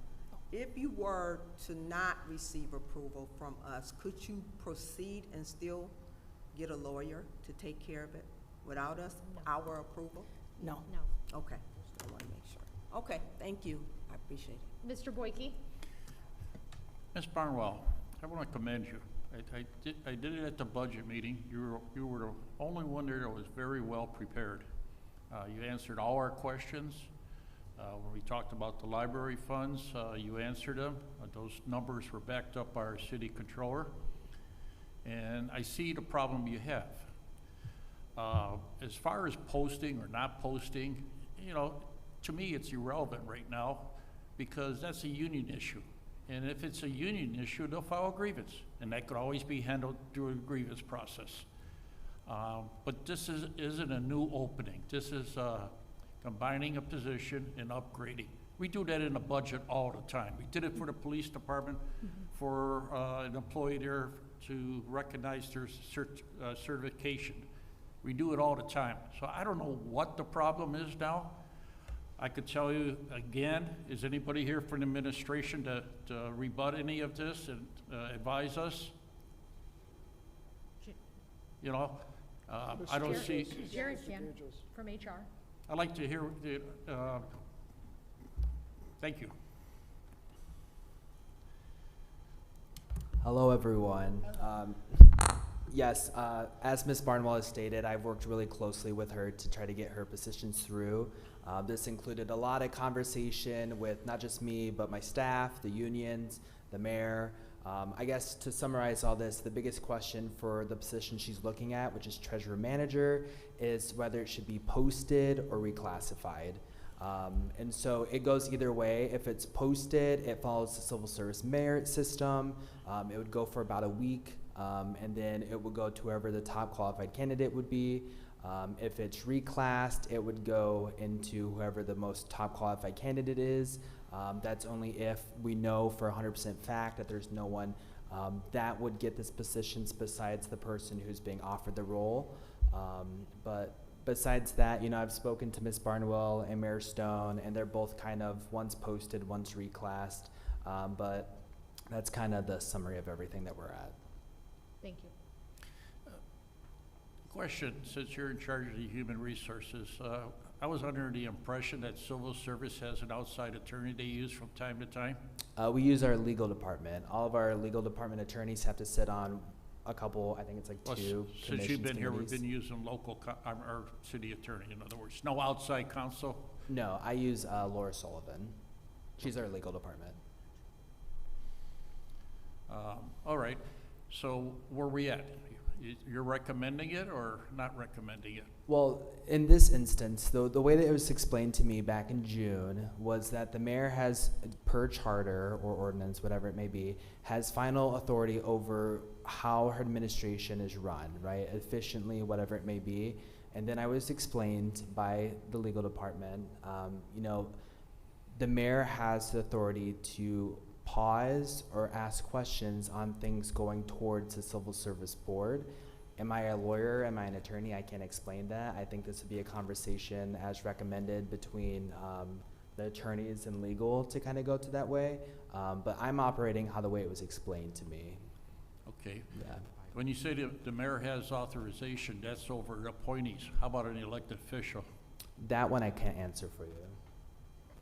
Because the elected official is governed by what we approve in the budget. You're right, that's a legal question. Non-lawyer. That is a good question. Thank you. I'll yield back. Thank you. Mr. Noonan? Yeah, so, like yourself, I'm not a lawyer, and I'm just reading through the rules and regulations of the Civil Service Commission, which were nicely added to our packet, and I hadn't seen that before, but I'm in favor of Councilman Lafferty's idea of I'd rather have it settle it in system rather than start bringing in extra resources from out of the system and maybe have it snowball. I'm hoping that Ms. Michaels will be able to come to a determination that both Treasurer Barnwell and Mayor Stone will be able to agree on. It may not, if that doesn't happen, I'm more in favor of letting Ms. Barnwell have a lawyer to, to go through and hopefully come up with an independent opinion and get that ruled on by a court if necessary. I have a hunch that Ms. Barnwell is correct and that the mayor should yield on this. And I'm reading in the rules and regulations of the Civil Service Commission, like I said, for the benefit of at least the council, I'm on page 1035 of the packet. And item 2.2 says, upon the creation of department heads and special personnel positions, and I think this sounds like a special personnel position, the personnel director shall request and receive from the mayor and council a determination regarding civil service status of the position prior to the appointment being made. I don't know whether that is relevant here or not, but it sounds like it's in the Civil Service Commission to come to work things out internally. But anyways, that's where I'm at right now. I'm in favor of making a motion such as Jonathan Lafferty was coming up with. Madam Chair, if I can just. Ms. Barnwell, I would ask you to please speak if you have a comment. Thank you. Thank you. I just wanted to note that this particular, I think, you know, our HR director summed up really well, like this a particular situation, which is posted or reclassed. But the reason why we can't post is because it's not in the budget. So the posted realm is that they want to, and I really don't know why they're pushing so hard for it to be posted. The reason we can't do posted because we're not following the budget. So her opinion on how things should be done is actually unlawful, number one. Number two, I am a huge advocate for working things out internally. And I try to work with everyone, including this mayor. And as rocky as maybe the last mayor and I were at times, it never got to this. So I'm telling you, I've been trying for a year to sit down with her, to work things out, to, you know, even a member of the Civil Service Commission, to my understanding, asked the attorney, I think a few meetings ago, can a separate elected official just can access, you know, us if they follow all the policy, and they never heard back yet. So I think that we have tried through all of these channels to sit down and work things out, and I'm coming before you because this is the last resort I've had. Like I said, I've had so many meetings with Mayor Stone, many. My department has been with me for some of these meetings, pleading their case, pleading for the future of our department. And this is not just, I mean, this is their livelihoods, this is their future, this is what we're trying to create for the residents, for the next treasurer coming in. If we can't train, things are going to suffer in the department. We send wire transfers for millions of dollars. We collect thousands of dollars, and we are overseeing millions and millions of dollars of investments. And I know residents do want to make sure that stays in competent, qualified hands. This is not a game. This is serious business. And if I did not think it was serious, I would not be here tonight. Thank you so much for coming, and I hear your frustration. I'm pretty sure the council is going to work with you to get this resolved. Thank you. I yield. Thank you. Gerald, thanks for stepping up. There, Madam Chair. Mr. Lafferty, and then go ahead. Oh, no, I'll yield to Ms. Moore. So first off, we're here because nothing has been able to be worked out. And I think it's not a good idea to involve Ms. Michaels being a referee between two elected officials. That just is not a good position to put Ms. Michaels in. She actually, if she was the city attorney, she would report directly to council, and we would give her direction tonight to make sure you get what you need. That would be what we would tell her. She would go to the mayor and say, this is what council wants, get in line, right? But she's not in that position, right? So there's really, I don't see any other way, and we're certainly not going to involve the civil, the other people in the legal office to be put between two elected officials. I think that is just a horrible situation to put any of them in, because their job is to provide legal advice to all the departments, and the fact is only city council can hire attorneys outside of the city. Only, that's vests totally with us. Nobody else can do that. They've done it in the past, but that is against the charter and against the rules, but that's another thing. I don't see another way. I think that we have to bring in legal counsel. This has been since April or May or June, this has been going on. I've had ongoing discussions with Ms. Barnwell for months and months and months, and have tried everything. The unions have approached me. The unions want this to happen. The unions are very frustrated that the mayor is becoming involved in this minutia in offices that she shouldn't be involved in, or I don't know, she shouldn't be, but I think there's so much going on in this city that could be taken care of, and we're worried about 3 additional duties being given to one person and a tiny raise in a budget of $400 million plus. It's really ludicrous to think that this is where the attention of the mayor of the third largest city in Michigan is focusing her attention. I don't know if it's to give you a hard time, maybe you threaten her, I don't know. I don't know what it is, but I think we need to move forward. You've wasted enough time. Your employees have been waiting patiently for this nonsense to be over with, not your ideas, but having to deal with this is absolutely nonsense. And I would certainly, you know, maybe there's a mediation. Maybe we get a mediation panel. I don't know how that would be put together. Maybe Mr. Schroeder has an idea how to settle this. I don't know. Would you like to weigh in? The only thing I have to say is I've been listening very carefully. I think that there's two issues here. There's the access to the Civil Service Commission, whether you have access.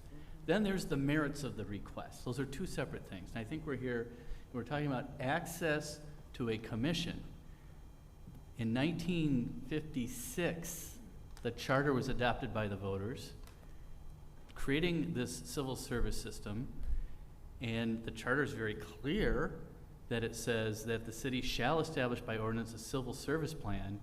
And why do we have civil service? It's a merit-based system. It's to, and this is actually very progressive for 1956 in Warren. I was reading this one, wow. It says, they shall provide a professional and impartial approach to municipal personnel problems based solely on the fitness, training, and experience of employees and expectant employees of the city with no discrimination on the account of racial, political, or religious backgrounds or opinions. That's 1956. And then subsequently a civil service ordinance was passed. So the ultimate question here is, can this independently elected official access this commission whose job it is to make these decisions? And I think it's wrong to, maybe she's right, maybe she's wrong, but to give her access to get a decision, yes or no. Maybe it's no. And if it's no, then you're gonna have to figure out what your next step is. That's what I see here. Yeah. I can't see the planning commission having the mayor say, no, your request for a rezoning, nope, I'm gonna say you don't have access to planning because I don't like it. Nope, you can't go to the zoning board and request your variance for zoning because we don't like it, we think it's not gonna pass. No, taxpayer, you can't go to the board of review and appeal your tax assessment because we ultimately think it's a bad idea. These boards and commissions are there to function and make these decisions. So I think it's just a bad idea to mix the two into one question. The question is access to this commission and why it's there. We have an independently elected official. We have a board that's appointed. I mean, it's really stunning that we spend so much time on something about access to a commission by an elected official. So maybe a request gets denied, maybe it's approved, but I think a mediation, I think you give the mayor, like we did with the land bank, 10 or 14 days, mediation. I'm willing to go with Ms. Michaels and sit and talk to anybody to just get through this basic question, to get this done. These lawsuits cost tens of thousands of dollars. But at some point, you can't let, one issue go because Ms. Barnwell's trying to run her department. So my suggestion is to try to mediate it and save the taxpayers money out of court. But, obviously, I think the next Civil Service Commission meeting is November 12th, so we got some time to maybe work out a mediation. And if it can't work by then court. And I also will mention, since you asked me to weigh in, and I'm more than happy to, we are considering, and we've mentioned this 2 or 3 times, amendments to the civil service ordinance itself. And I think those amendments will ultimately solve this problem, okay? And modernize. We're still working on that. Again, it's taking a little longer than I hoped, but we want to get it right. So that's another potential fix. Ms. Barnwell does not want to wait, for 2 readings of an ordinance, a potential veto, and all that time. But I think if the next civil service meeting is November 12th, there should be request the mayor, you can't order the mayor, request the mayor to attend a mediation to get over the hump of just letting it go on the agenda. And then the mayor can show up, she can show up at the Civil Service Commission with Ms. Barnwell, and they can each make their case and see what happens. But at least we get past that initial decision of access. So why don't we put a 2-week until our next meeting, and if there's no resolution of the issue in 2 weeks, we revisit the hiring outside counsel if I don't know who, so who, I suppose if you could go to the chairperson of the civil service and go directly and just file whatever you want with them. I don't know what would stop you from doing that. I think it's because human resources creates the agenda. So there have been other department heads under the mayor's administration who have dealt with things similar to me. So I am not a lone wolf over here, but unfortunately they are not separately elected, but they have gone to the civil service agenda and expressed frustration of also not having access for reasons that they don't think are per policy. And their departments, I won't, go into which ones, but there have been other departments that have suffered greatly for similar concerns to mine. And I've had meetings with unions discussing the frustration and problems they're having in the last 6 months particularly. And I do agree with Mr. Schroeder. I did want to bring this particular example so that way you as a body would understand the frustration that I'm dealing with. But I agree with Mr. Schroeder. The bottom line issue is not this particular reclass. It's really the ability for me to access civil service agenda, and then they could make the decision to approve or deny, just as this body approves or denies anything I present in front of you. So that's the greater question, and there's going to be other things that we're working on with HR and with unions, and I can't, like, this one, to me, it was just like such an easy, like, it's in the budget, it's just a, whatever.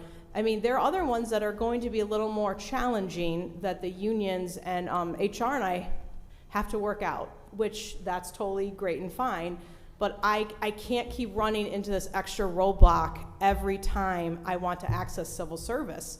I mean, we're unfortunately not going to get everything done that I need to get done before I leave as treasurer. Would 2 weeks Yeah. work for you? Yes. If we can, Yes. we got another problem. We got a similar problem over in the fire department. They're not civil service, but we're still 2 years we've been dealing with. It's just awful, a position over in the fire that's in administration.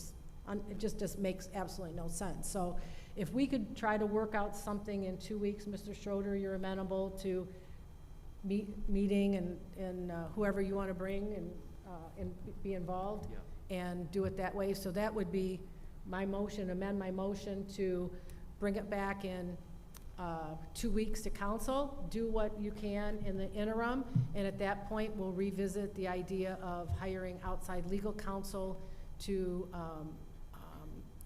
figure out what we can do from there.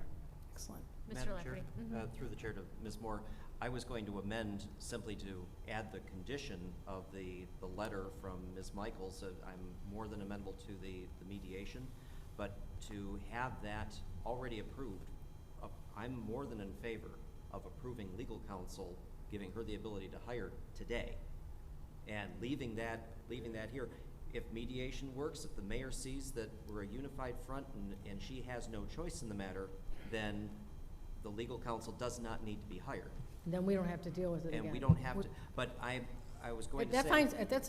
That would work for me. I have no problem with that whatsoever. I was very good with the date for compliance to be the 28th. That's 2 weeks, but the deadline to submit is the 5th of November for her to submit her reclassification. So that would all fit in at that point. And then the next deadline would be the 12th for the meeting of the 3rd of December. So through the chair to Mr. Schroeder, would she be seeking injunctive relief in circuit courts? I think it would be more of what would be called a writ of mandamus. Okay. Yeah. Time-wise for turnaround once it's filed? Well, it depends on how much the court would consider this to be sort of and wouldn't consider it to be an emergency, but it would probably be heard at a show cause hearing. Could take 2 to 4 weeks to even get it scheduled for a show cause hearing. And then that doesn't even mean a decision is made at that time. In the past, we've had these hearings move a little quicker because those were election-related issues. Okay. And but this one would probably move a little bit slower. All right, fair enough. I just wanted to see if we could get it in before the meeting of the 3rd. If I Yes. may, just do the civil, I'm seeing the civil service rules for the first time. Would they allow, and Mr. Gages is here, but if, because this is a special circumstance where we're trying to work out something, I don't know if it would be the chairperson of the civil service that would sort of bend the submission rule, instead of, you know, maybe it could be, if it's not done by that date, but it's done by a, Later on. yeah. Since they're a commission, we can always do a special meeting or whatever it may be. We can speak, Terry, we can speak to the chairperson and see what we can get going. Okay, Yeah. that would be, that would. I'm with everyone here. I just want to get a mediation, get this all done for Ms. Barnwell and Mayor Right. Stone. so. Okay, that sounds good to me then. Then, Can you restate Madam- the Madam Chair, motion, I please? will support Ms. Moore's amendment for a letter from city attorney and mediation, and as an Well- amendment to the original motion. And we're going to approve an attorney And approve tonight. attorney as stated in the If that's original not gonna motion. work. Okay, that's fine, you can vote no. You can vote no. Any other, no more discussion. Well, I'm going- my discussion is, I don't want to approve an attorney until we get the mediation within 2 weeks. If we can do this within 2 weeks and find out by our next meeting, then we can move forward with an attorney. If we move forward, It's contingent, hiring the attorney is contingent on the outcome of the mediation. And if okay, there's so no we'll decision. know in 2 weeks? Yes. Yes. Okay. Yes, we put a deadline on it. And so it would not, there would be no hiring of an attorney unless there's no decision made in that amount of time. And we will find out within 2 weeks. She has to know we're serious. Yes. This is the way to do it. Yes. Okay, I'm going to call the question. Ms. Moore? Yes? Mr. Lafferty? Yes. Mr. Dwyer? Yes. Mr. Boyke? Yes. Mr. Noonan? Yes, Ms. McGee? Yes. Rogan C is a yes. Motion carries. Next item. Thank you, Ms. Thank you so Barnwell. much. Next item. Next item is 12C, consideration and adoption of a resolution authorizing the city attorney's office to enter into consent agreements regarding marijuana license renewals following payment of delinquent taxes. So moved with discussion. Support Lafferty. Madam Chair, if I could ask Mr. Schroeder to please explain this. Certainly. The city council received 2 appeals from marijuana processors, I believe, in the city that were denied their renewal because they were behind on their taxes. In the meantime, they have paid their taxes and they filed an appeal. They timely filed that appeal. And the question is, how do we handle this? So I've talked to the city attorney's office, I've talked with Council Secretary Moore, I've talked with the public service director, I've talked with the zoning inspector who's close with the marijuana licensees. And the recommendation I made was that we follow what the state of Michigan does when its licensees fall behind on their taxes. And that is to authorize the city attorney's office, with the consent of the public service director, to reinstate their license if they paid their delinquent taxes by the time they filed the appeal. And in this particular case, I understand these 2 licensees did do that, and I looked up one of them. They had a $52,000 summer tax bill, so they paid it. And I think they paid the penalty and interest along with it. So that's just for one licensee, $52,000 into the city's coffers. The other option is just to deny their license, and there's no incentive to pay the taxes. They fall in arrears, they leave and go to another city. But this is actually the process that the state uses when licensees fall behind on their state taxes. The state will non-renew their license. They can appeal that non-renewal, and in that time period, if they pay up on their taxes, they renew their license. And unfortunately, this does happen. Again, it's a good way to incentivize the payment of taxes. Now, obviously, if they don't pay that by the time the appeal time is due, then they're not going to be able to take advantage of this. So this ensures that all the summer taxes or whatever taxes they're behind on are paid in the same year.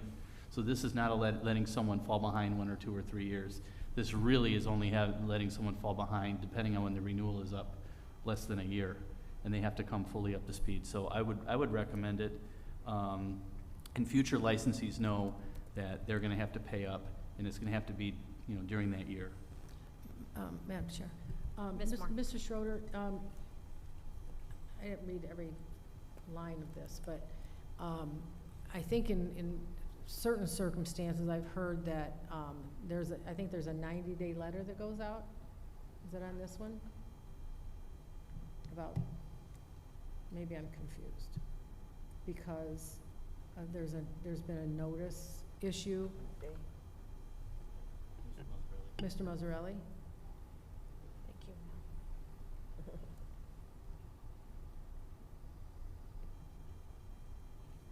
Good evening, Council. We're in the process of automating a 6-month notice that lets them know that a 3-month notice that lets them know that their license is about to expire. We're not in the habit of teaching people how to run their businesses. They should know how to pay their property taxes and how to get their business license renewed. Before, they were called every 2 weeks and told, hey, your license is expired, you gotta pay this, you gotta pay that. This has been a common practice with them, that, they let their taxes go. We're not letting that practice go anymore. They all got a letter last year from me that stated that if at the time of renewal they were behind in property taxes, that their license would be suspended, and we have a legal obligation to report that to the CRA. So they've all been informed. It's in the renewal packet, it's in the new license packet. They all know that it states in their license, it states in the state's license that if they that they can't be in arrears to the city, to the state for anything. They have to be, current. So we're just going by the law, and we're holding everybody to the same plateau. Gotcha. We need to have you in charge of the commissions around this city. Because there's a lot of default going on in members of our commissions, so. Madam President, They please know put me very in well the they're lineup. supposed to be in compliance. Thank you very much. Mr. Noonan? Yes. None of these are retail operations? The ones currently that are in front of you are grow-ops, but this goes for retail operations as well. They're grow-ups, okay. So the one thing I wanted to know for sure is that they haven't violated the air quality standards, however that's put, because I'm driving down Hoover and I smell big marijuana smell every time I get down, on 9 Mile. What's before you tonight just deals with the tax violations. Yeah. Anything else will be an additional, that'll still come before council. So this will just allow us to get the people that are behind on taxes. Right. That doesn't so you don't have to deal with every single one. If they are behind with other stuff, they'll still have to go through the zoning and building process, and those will get brought in front of council. Okay, Madam Chair? thanks. Mr. Lafferty? Thank you. Through the chair to Mr. Schroeder. The resolution for tonight is a one-time deal. This is not in perpetuity for Mr. Mazzarelli or the city attorney's office to use as a tool for all future tax arrears. It actually does give them some authority moving forward, provided that there's an appeal filed within 14 days of the notice of non-renewal, and Right. provided that the taxes are fully paid by that time, the taxes, interest, and penalties are all paid, and that both the attorney's office and the public service department agree, then they can enter into a consent agreement allowing them to continue and reinstate that license just on these tax issues only, but they have to be fully paid up. There's a narrow window of time for them to get this done. Otherwise, council will be hearing these appeals, and we wanted to reduce the amount of appeals. In the meantime, while this is occurring, Ms. Michaels and I, with Mr. Mazzarelli and Councilman Boyke, we sat months ago, and we have a list of 13 or 14 amendments coming for the marijuana ordinance, and we're hoping that this is going to be an interim resolution to solve this, and hopefully before the end of the year, you'll be able to vote on a permanent solution in the ordinance. Okay. So with that said, this can be used as a tool in perpetuity. What I don't want to see is this used as a crutch by repeat offenders. We should not give, this should be something, this happens one time, and we're not enabling businesses to fall behind year after year, and we have to go after them and pay your taxes, pay your taxes. I'm not in that business. I'm not in that business of, it was said perfectly, teaching others how to run their business. If you can't pay your taxes, you shouldn't be in business. But this, I think this is a very diligent mechanism to solve this problem. I think reducing the hearings is absolutely the right thing to do. I just don't want this to be a crutch for businesses in the future. Oh, well, I can always go through this and get away with it for a while and postpone it. That's not what this is for. This is to solve the immediate problem and enable the city to collect without being punitive.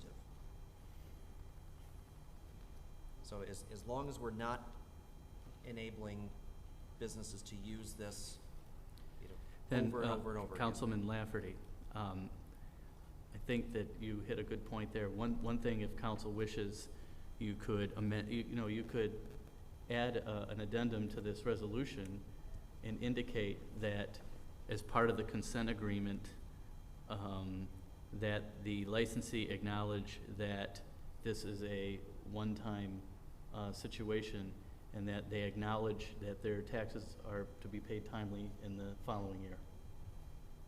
I would accept that. I would make that amendment to the resolution exactly as stated. Support that. Ms. Moore, you support that Yes, amendment? as long as Mr. Schroeder's in favor. Can you restate it, please, the amendment?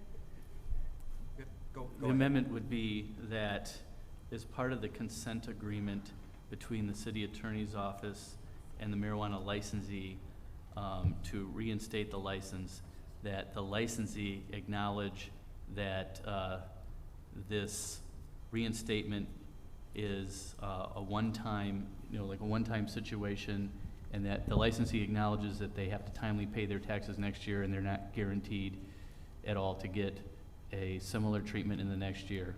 That they get basically a signed acknowledgement. We understand when our taxes are due, they will be paid next year. Okay, thank you. Thank you. Any other discussion? Hearing and seeing none, I will call the question. Ms. Moore? Yes? Mr. Lafferty? Yes. Mr. Dwyer? Yes. Mr. Boyke? Yes. Mr. Noonan? Yes. Ms. McGee? Yes. Rogan C. is a yes. Motion carries. Next item. Next item is 12D, request for appeal by Emerald Mountain Labs, the suspension of marijuana license. Motion to reinstate Emerald. You want me to table this? Oh, motion to table. Support to table. Okay.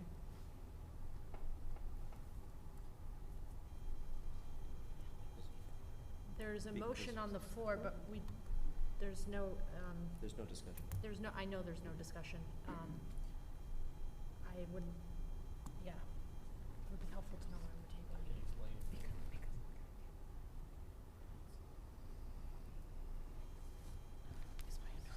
it. Okay, so the motion and support by Mr. Lafferty, and this is a motion to table. Ms. Moore? Yes. Mr. Lafferty? Yes to table. Mr. Dwyer? Yes to table. Mr. Boyke? Yes. Mr. Noonan? Yes. Ms. McGee? Yes, the table. Rogan C. is a yes. Next item. 12E, request for appeal by Boxer Enterprises LLC and revocation of municipal license number CAUE 148. My motion to table. Support to table.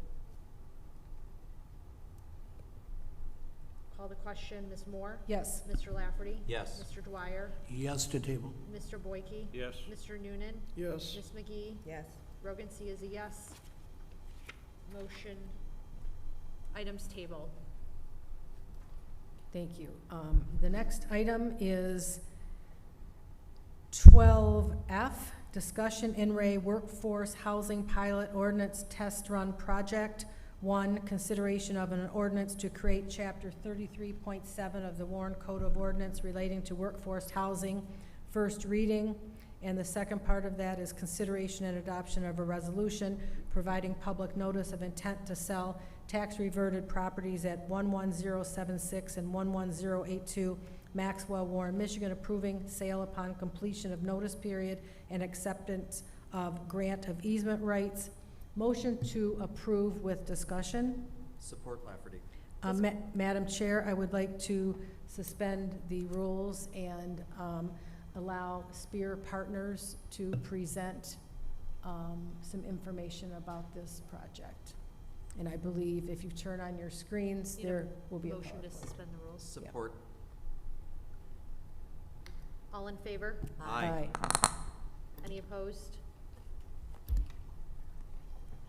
Good evening. Good evening. Thank you, Council. My name is John Wright, and I'm joined by my colleagues Nicole Gatto Ross and Jim Ross. I think we have someone in the that's going to do our PowerPoint.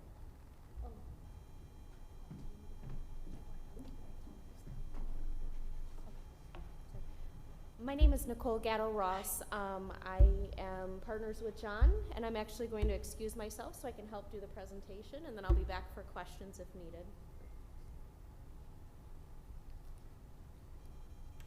Great. So, yeah, we've been monitoring the progress with the Warren Land Bank and have been encouraged by that, and so we brought forward some of these ideas and wanted to present them to you. So we'll wait until we get our tech running here.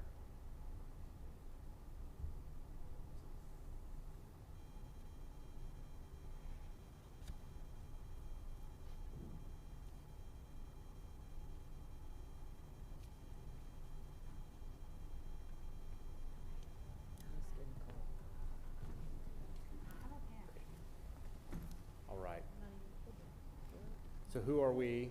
You met Jim and Nicole and myself. We've been working together for about 11 years. Jim and Nicole live and work in Macomb County and have grown up here. And I've been doing business here for just over a decade.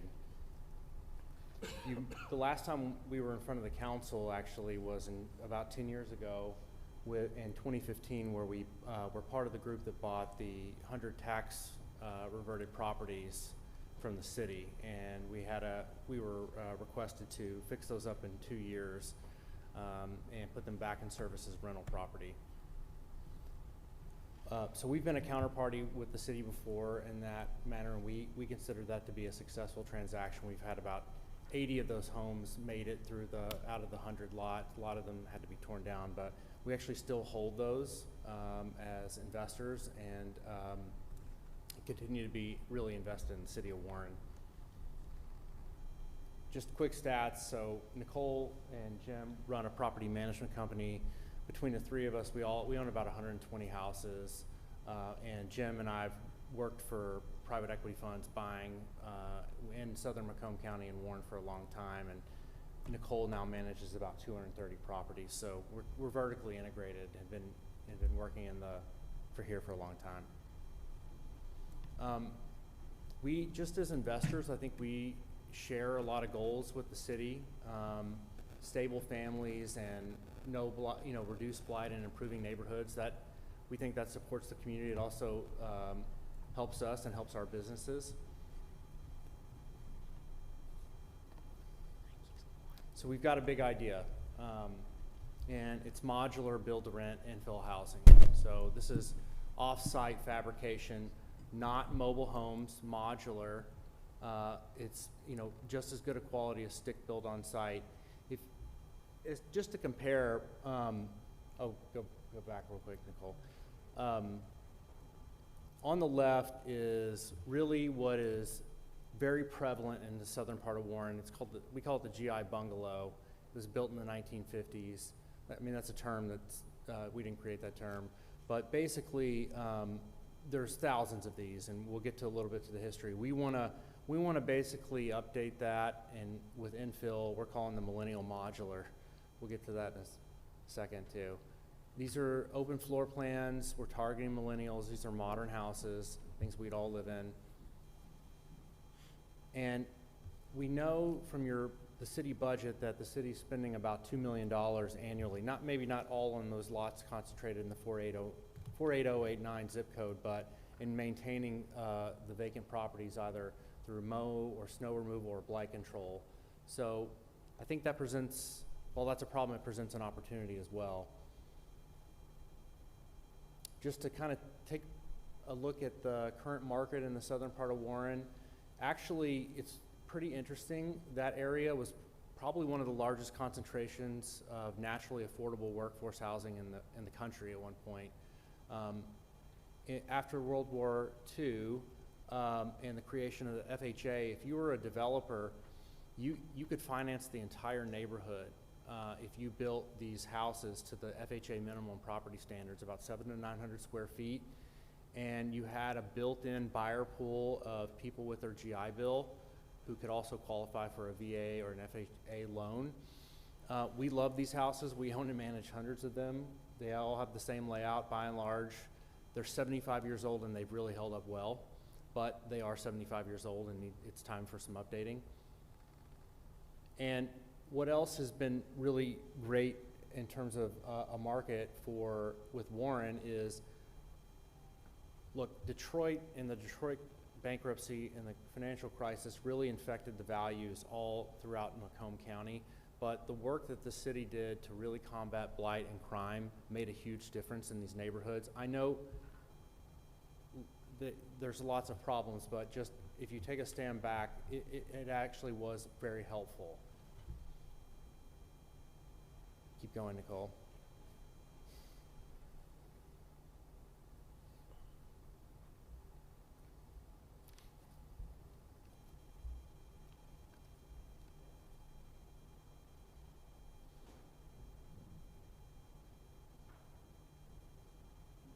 Maybe Patrick can help. Turn the heat on. I don't know what that is. Doesn't look good. That's on the presenter screen, I think. The other factor that, you know, the city needs to think about and we think a lot about as developers and investors is there is a large cohort of millennials that are looking for attractive housing solutions. And if we don't find those, they're not gonna stay. And so we think this also, while it seems like a problem, also presents an opportunity for new housing. Right now in the southern part of Warren, the fiscal and economic reality is that for sale housing that's not subsidized really doesn't pencil. So the average cost of an on-site stick-built house is about $220,000, give or take, roughly. And the current sale price is around $125 to $150. So if you're a developer or investor, that just doesn't make sense without subsidy. We think, and also with the higher interest rates right now, there's still an incentive for renting over buying at the moment because mortgages have gone up.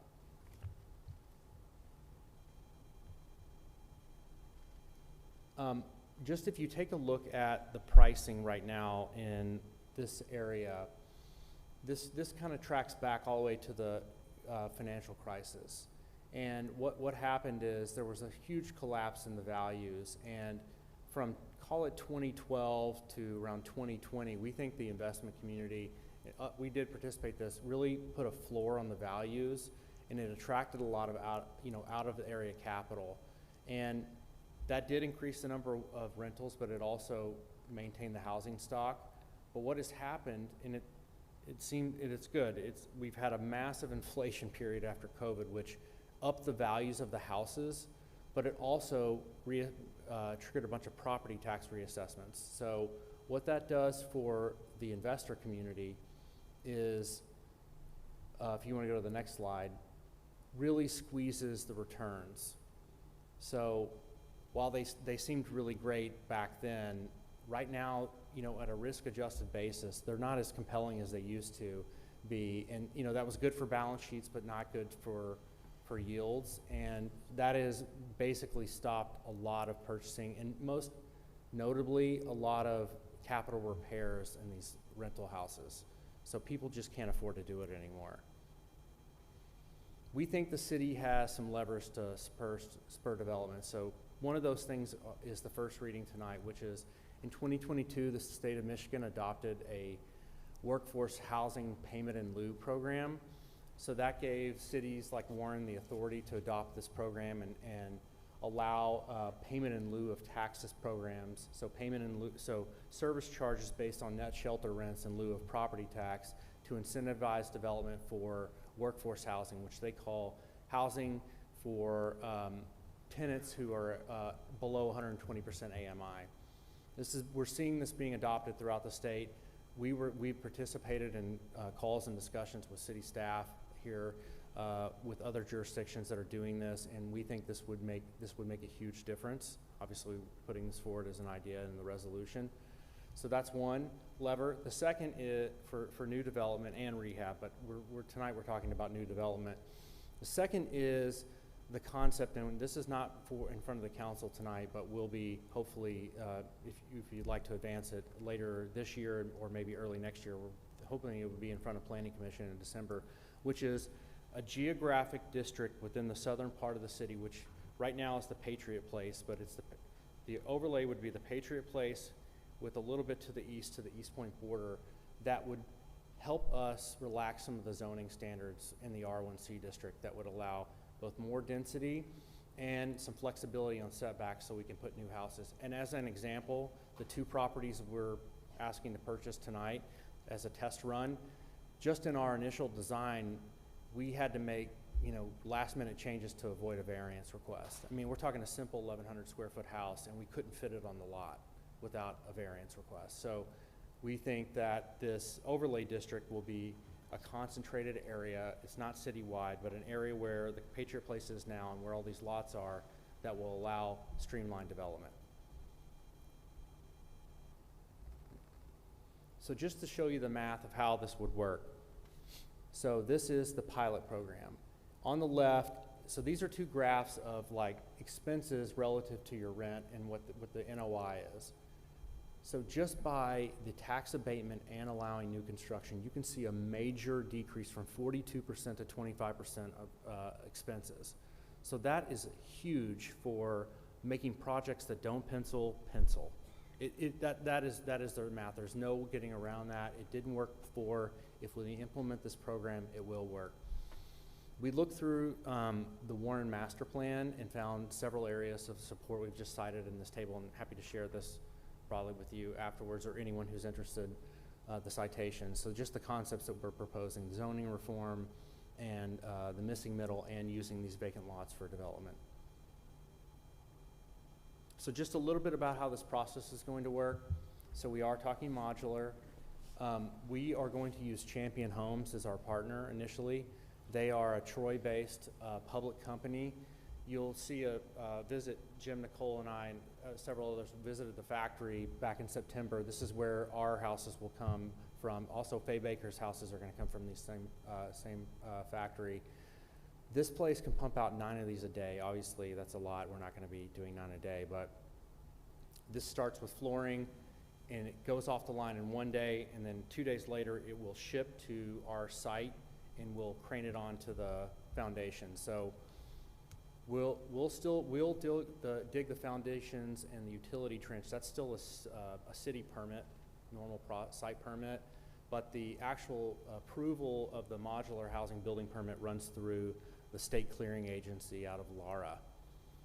So it's kind of cool. Just they literally truck this thing in. We pull a crane. We put it on the foundation. We connect the utilities. You could actually sleep there that night. It's totally watertight. And then we'll pour a driveway and landscape. Then we have an inspection with the city, and then we get, a C of O. That's the process. We're talking 3 days from construction to delivery, and then probably another 5 days we'd be able to get a permit and get it in there, an occupancy permit because of the driveway and the landscaping. That's incredible savings. And we're seeing about a 35% savings from stick-built on-site construction. We love that this is a Warren. We love this is a hometown company. They do too. They're watching this hearing tonight. They're very excited about this. They think this is a model for infill projects, both here in Warren, throughout Michigan, throughout the Midwest, actually. And they just have a fondness because it is Warren, it's the hometown here. We don't want to overpromise. We want to kind of under-promise, over-deliver. So this is just a conceptual schedule showing if you do approve this pilot framework and sell us these lots and grant us these zoning changes, we can move quickly. So we'll hit winter weather in December and we hit the frost law, but we'll use that period of time next year to get all of our entitlement and design work done for lots, for some of these vacant lots, and then we will construct for about 32 weeks in the year you can construct. So we'll be digging foundations and setting them, and then that can run just in terms of if we're successful, if we can continue to attract capital, that can run into into 2027 as well. So we're developers and investors. We've given you a lot of numbers. As we've been giving this presentation, some have asked us to give our policy view. So we're not elected officials. We're just going to give you how we see it on the ground. So we think that, first of all, the way to frame this issue is it's not renter versus owner. It's about housing quality. And right now, there's not a lot of quality options in 48089. There's rentals that are been flipped and turned over and are good, but they're GI bungalows. And so we think that an equitable housing policy recognizes that not everyone is going to own their home and is not in a position to do that, but they still deserve a quality house. And right now we have a very aging housing stock down there. And we think the Patriot Place program was a really innovative program with the home ownership initiative.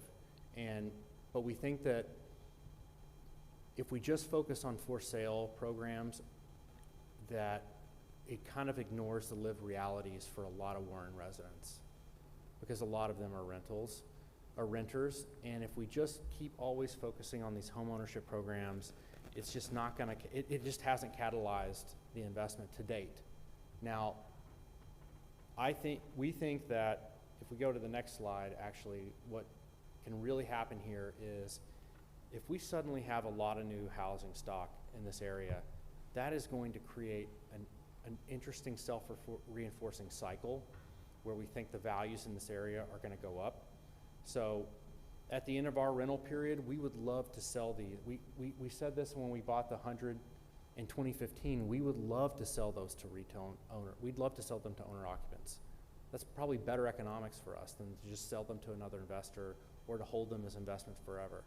And we think that, this will raise the standards. The other thing I think is going to happen is if we suddenly can have new construction rental property down there, that is going to put a lot of pressure on current landlords, including ourselves, to have very quality, because it's going to be a marketplace for good tenants. And people are going to say, why would I want to go to this non-updated house that has a lot of old, disrepair when I can go to something brand new?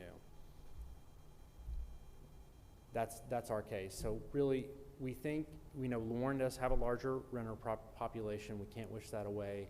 We think the question for this council is, do we want to continue in these older, deteriorating homes, or do we want better, well-managed homes? And we want to offer that solution if you'll work with us.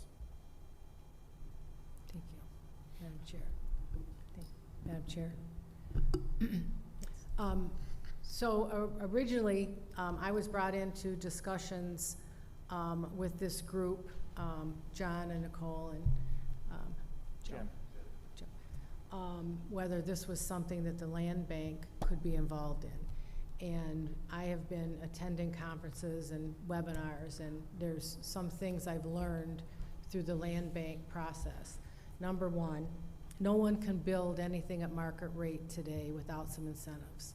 It's just impossible. Number two, there's an extreme lack of affordable workforce housing. There's incentives all over the state is offering incentives for things to do.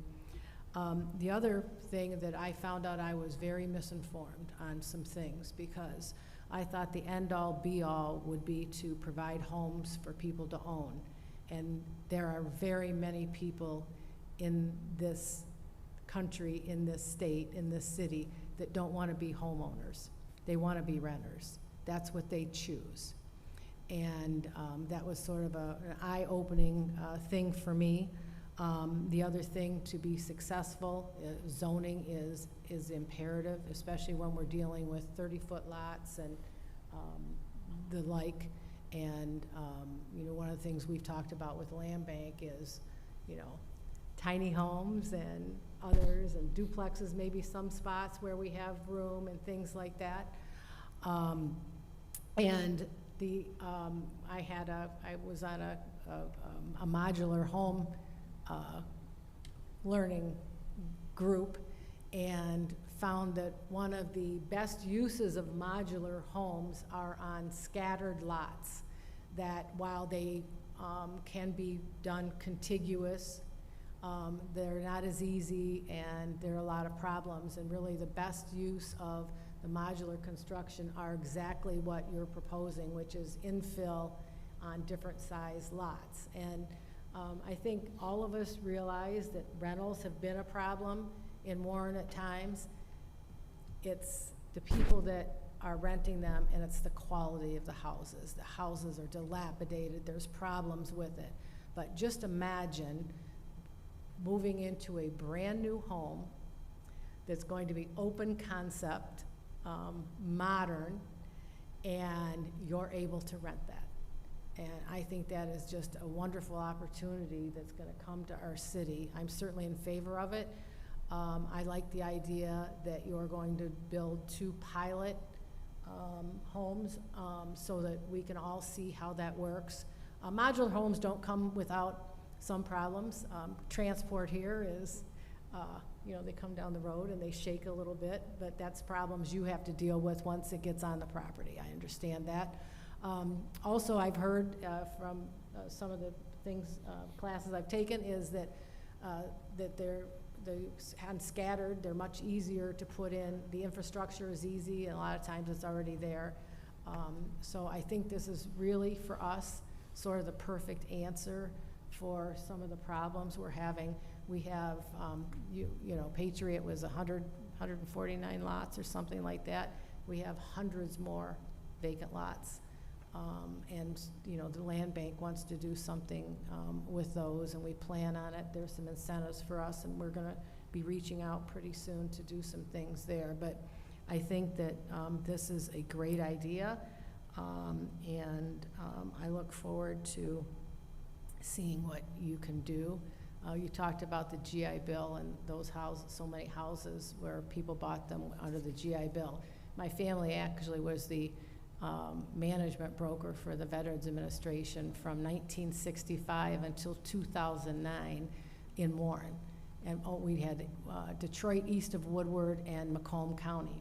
So we handled every repossession of every house that was under the VA GI loan. So we saw those houses from 1965, and that, you know, certainly they changed. We at one time repaired every house that we repossessed. But at one point, the government stopped doing that. And that was the way, the government's way of making these homes, you know, bringing them back so that when they sold them, then this was a house that was up to code. Every house was up to code. Well, the government stopped doing that. And I think that hurt cities like ours, certainly, and Detroit, because, you know, we had plasterers, electricians, every trade you could think of that were going into all these homes and bringing them up to code. People don't do that anymore. When a bank comes and takes a house, they don't bring it up to code, they dump it or whatever. And so that, unfortunately, we're sort of a byproduct of that, you know, the repossessions and just sold to somebody, and they were sold as is, where people often didn't have the wherewithal to bring it up. So I think that bringing in new homes that'll be rentals owned by and managed in a company that we know very well, that you're a part of, that's a very, very a good partner for us to have. You have a very good relationship in Warren. You pay your bills, we know that. Not everybody does, and we appreciate that. So that's my 2 cents. Mr. Schroeder's met with you more than me, and he might have some things to offer. So maybe this is the time for you to Sure. Mr. Noonan and then Mr. Lafferty.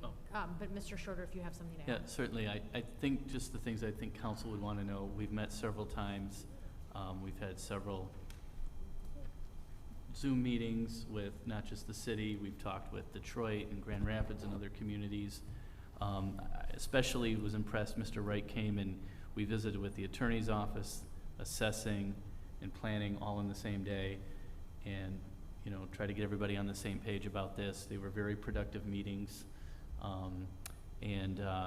you know, they're well-known quantity here, which was impressive to me.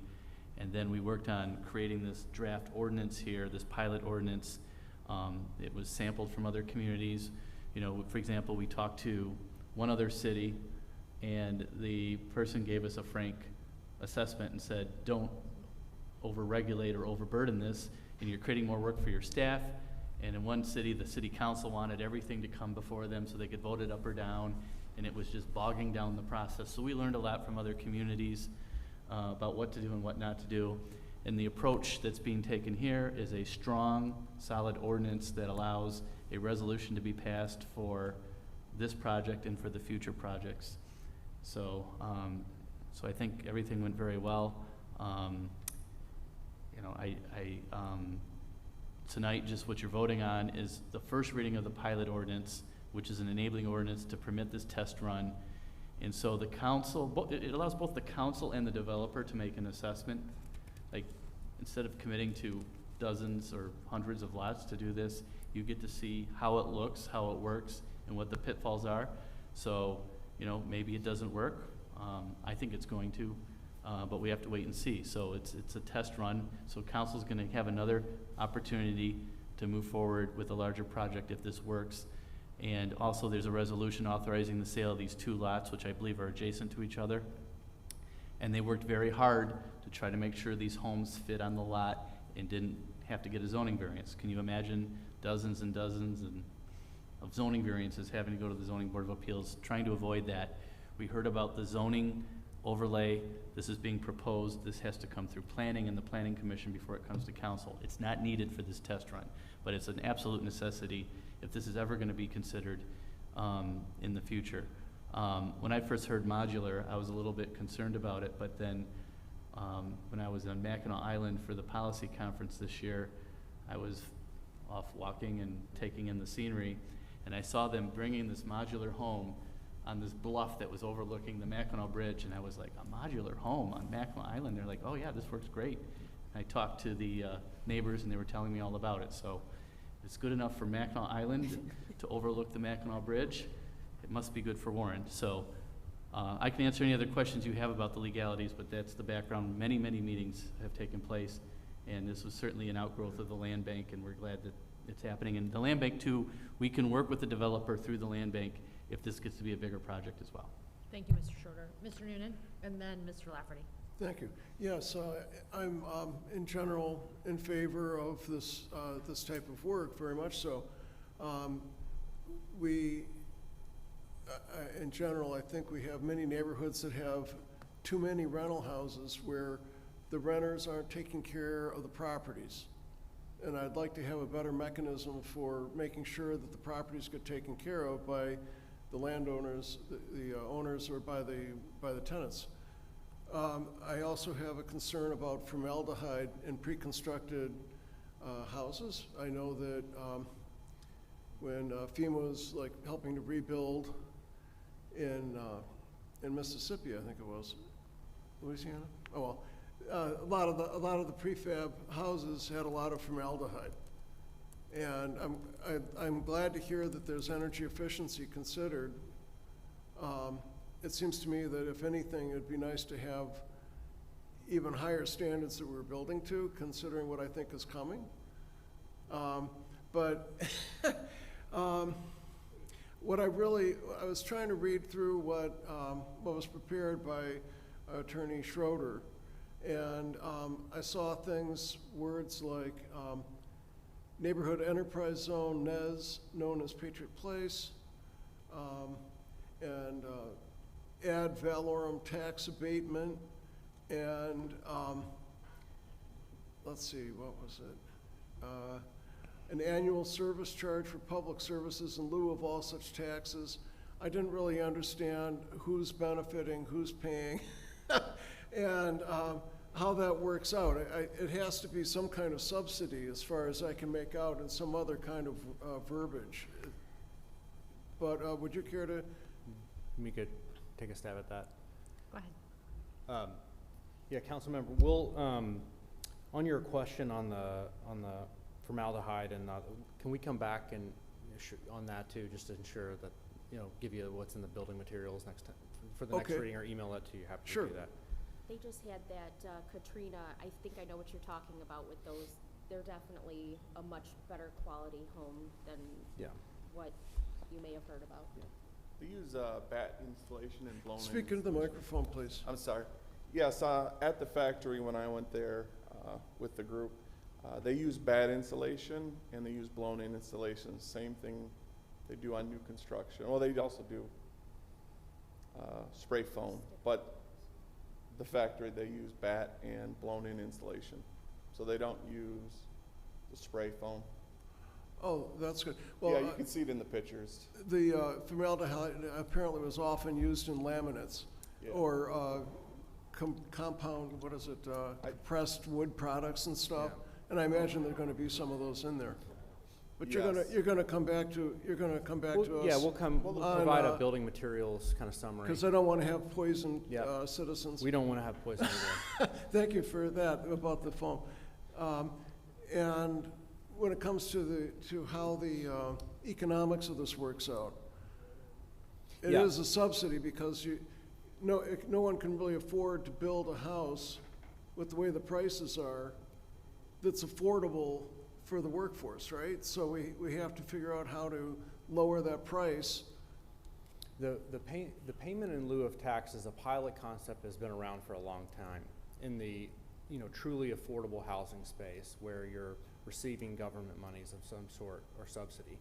What's new and innovative here, how that works is instead of paying the ad valorem property tax, which would be assessed on like the typical way it's assessed and then charged to a property owner, the way this works is the landlord, the owner of the property, comes forward each year and presents a certified copy of their financials to say, this is the amount of revenue and rent we collected for this, and the pilot is a service charge on the net shelter rent, so like the total rental revenue cost. So 4% of the charge, what you pay in your quote property, what you would consider your property taxes is a 4% service charge on your rents. That's how it works. 4% service charge on the rent. Yeah, versus your typical assessed property tax.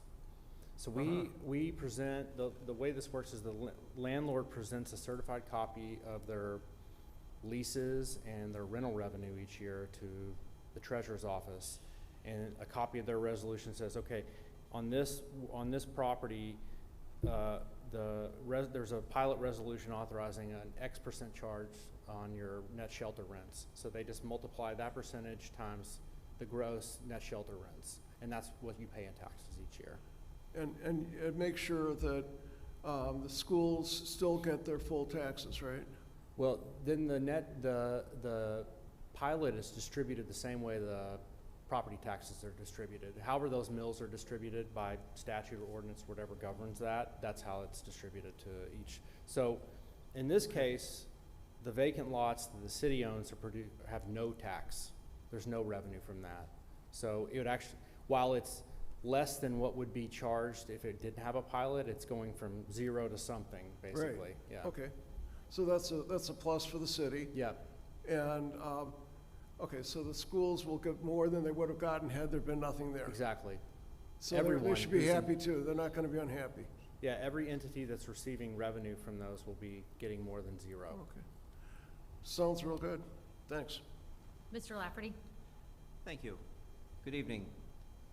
Just a couple of follow-up questions. Understand the ordinance. The homes you had mentioned, inspection, these homes are subject to state and local inspection? The way the modular housing approvals work is that the modular manufacturer seeks an approval at the state level for what is the traditional like core and shell building permit for a house.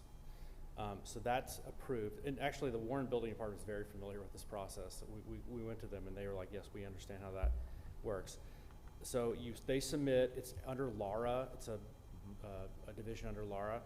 You receive your state approval, but we have to dig a foundation and dig utility trenches and do landscaping in the driveway. All that is all under a site permit, a traditional site permit through the city building department.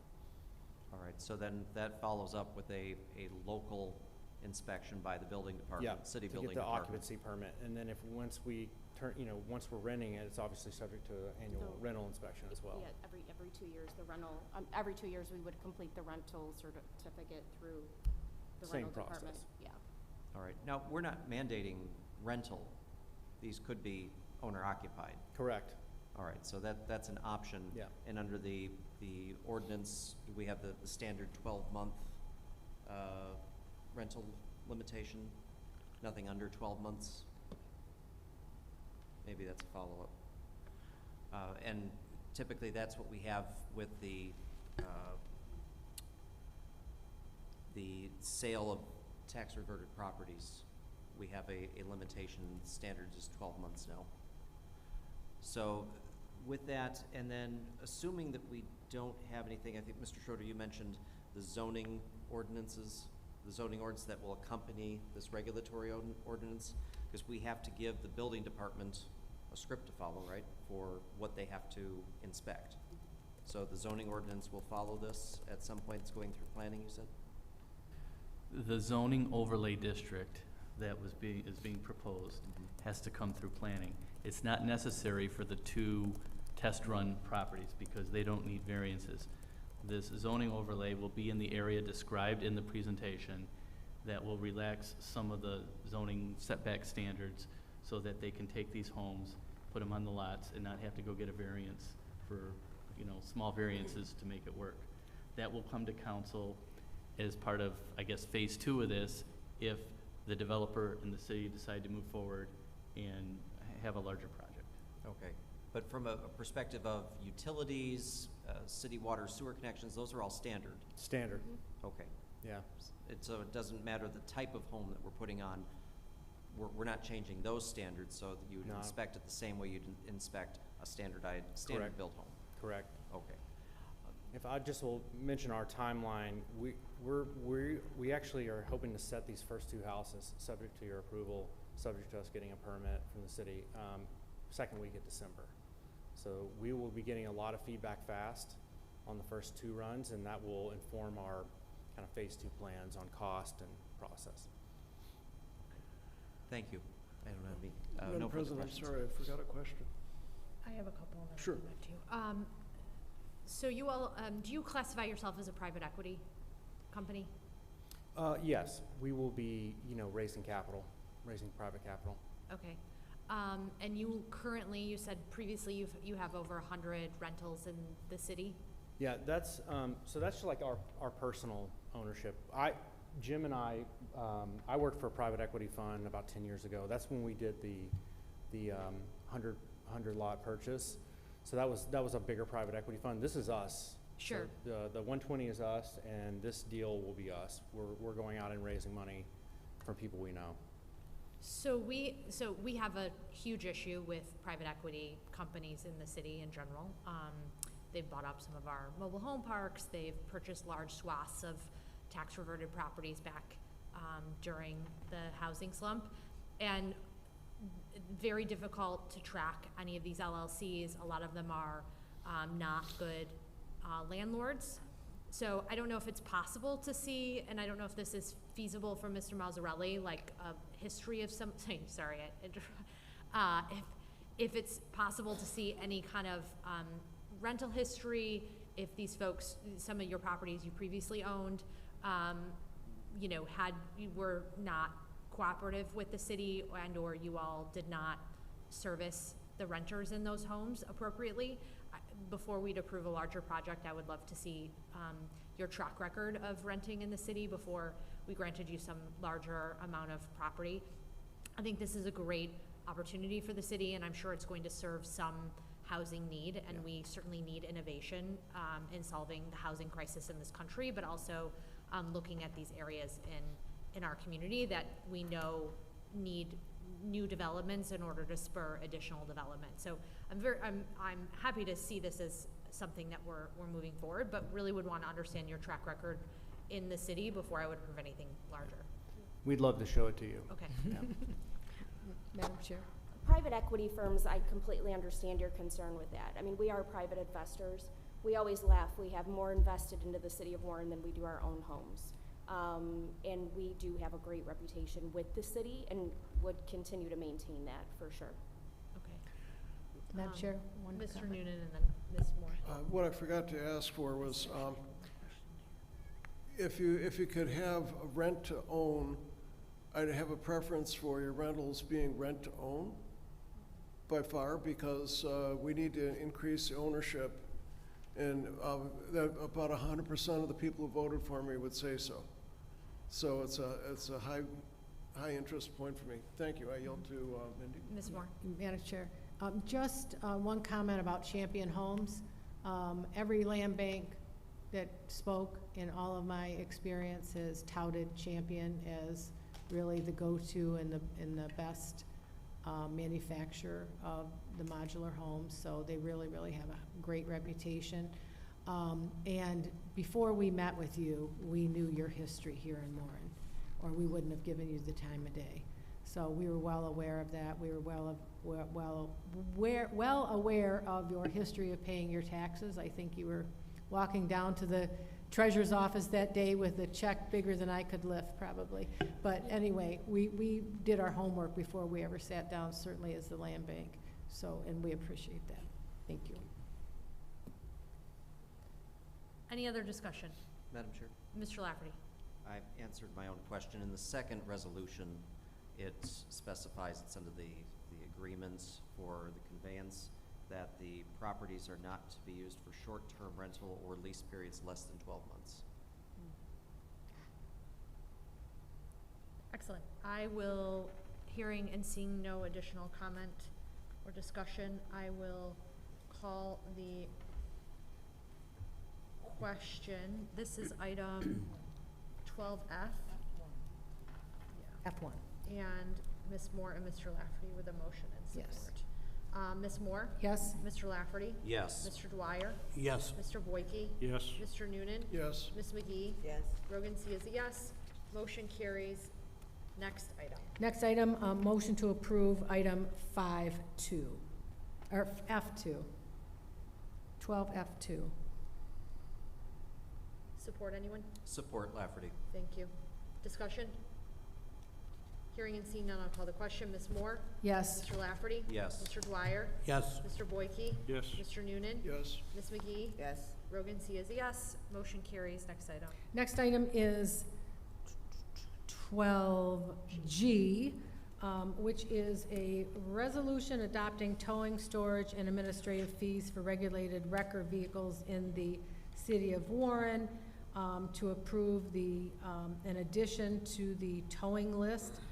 We had not considered EV vehicle storage previously. That has come up as an issue that we need to deal with.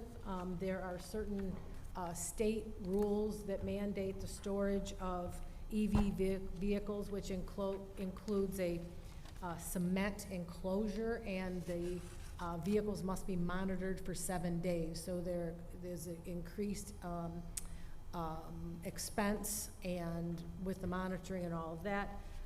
I made some calls around town today and got prices anywhere from 60 to 100. A local, one of our local towers here suggested 75, so kind of cutting it in the middle, we put 75 down as the daily fee for EV vehicles, just because they present a unique challenge. So I would make a motion to approve. Mr. Schroeder, are we approving the resolution along with, what are we doing? The resolution approves the amended towing storage administrative fee schedule. The schedule is attached. The only thing different between the schedule you approved in July of 2024 and this is the addition of 2G, proposing that electric vehicles have a daily storage rate of $75. Okay, so my motion would be to approve that resolution. Support Lafferty. Any other discussion? Hearing and seeing none, I'll call the question. Ms. Moore? Yes. Mr. Lafferty? Yes. Mr. Dwyer? Yes. Mr. Boyke? Yes. Mr. Noonan? Yes. Ms. McGee? Yes. Rogan C. is a yes. Motion carries. Next item. Thank you. Next item is discussion regarding commissions. That's my item as L. Motion to approve discussion? Support Lafferty. H, yes. H. Yeah, I can't write. It's okay. So, You made a motion? yes, And motion Mr. to Lafferty, approve. did you support? I supported. Thank you.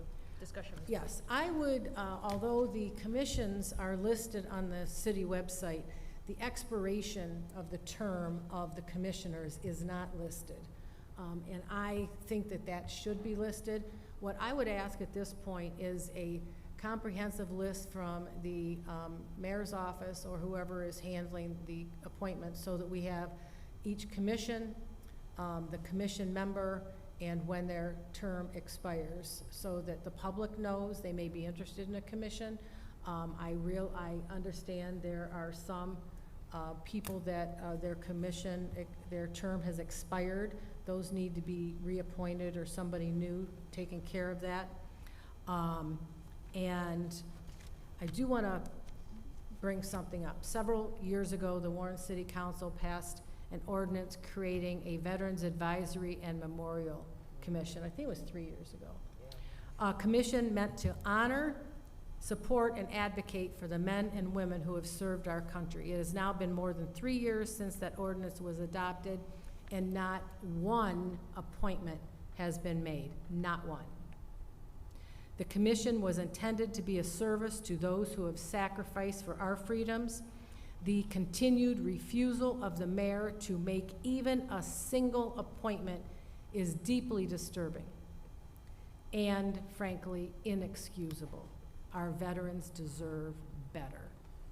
There's an event coming up that perfectly illustrates why this commission is so important. Wreaths Across America.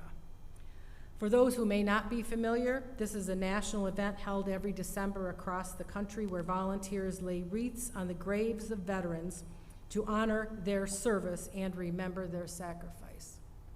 For many years, that effort here in Warren has been coordinated by the Historical Commission, but this is exactly the kind of project that should fall under the Veterans Commission because it speaks directly to remembrance, respect, and gratitude for our veterans. I don't know if everyone knows, but we apparently own a cemetery. I'm not sure when the deed passed to the city, but sometime in the last 15 years probably. And there are very many veterans in that cemetery. And the Historical Commission didn't do it for the last couple years. I'm not sure why. Maybe lack of membership on that commission, but this really should be something the veterans takes care of. And as we all know, Veterans Day is just around the corner. For the past 6 years, but maybe one, the City Council has organized a small event to recognize our veterans, and we're doing so again this year. It's something we're proud to do, but this is exactly the type of event where the Veterans Advisory and Memorial Commission could play a vital role, helping to plan, coordinate, and strengthen our city's commitment to those who served. Mayor, please do your job. That is all we are asking. Do your job. I do want to commend Mr. Mazzarelli. He has taken care of the memorial in the best way he could. And Mr.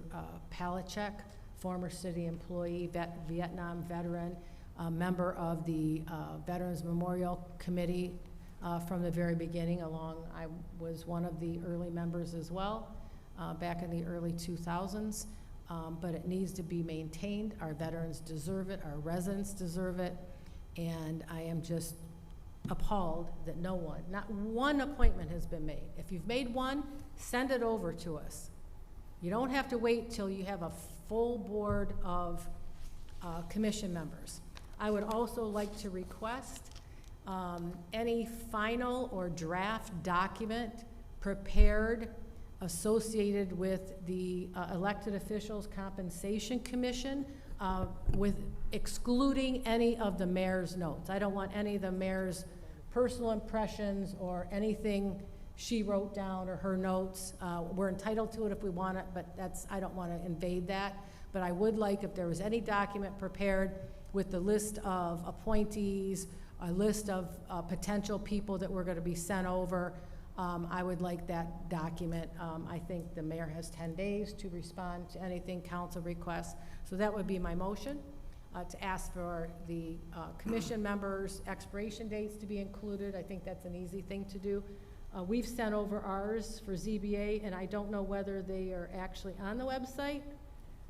We sent them over and they weren't on, and whether we asked them again to put those expiration dates on, I'd have to check. I haven't, it's kind of hard to find commissions on the website. It's not easy. But I would ask for that. I would also ask for any documentation prepared in surrounding the elected officials' compensation. And I would implore the mayor to please appoint members to the Veterans Advisory and a Memorial Commission. I think it's time, and I think it's very unfair that it's not been done. Thank you. So that's my motion. Support.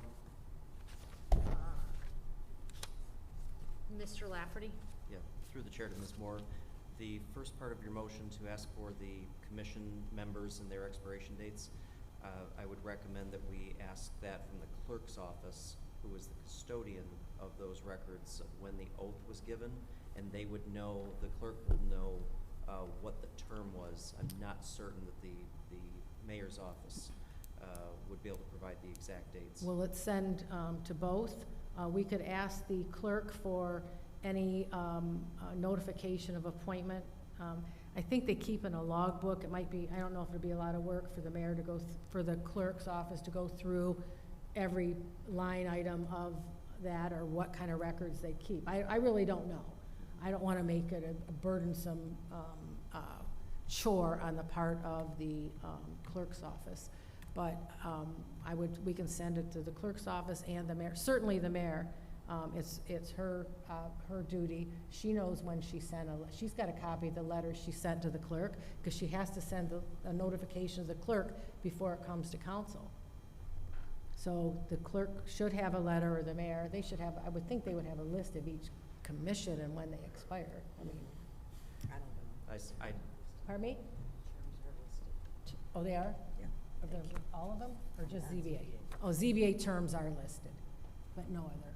So we've made sure that our ones are listed. As evidenced lately, I don't have a lot of trust with the information coming out of the mayor's office. Well, we can try, right? We can try. Yeah. Thank you, Mr. Lafferty. Any Thank other you. discussion? Madam Chair, one more comment on that? Yes.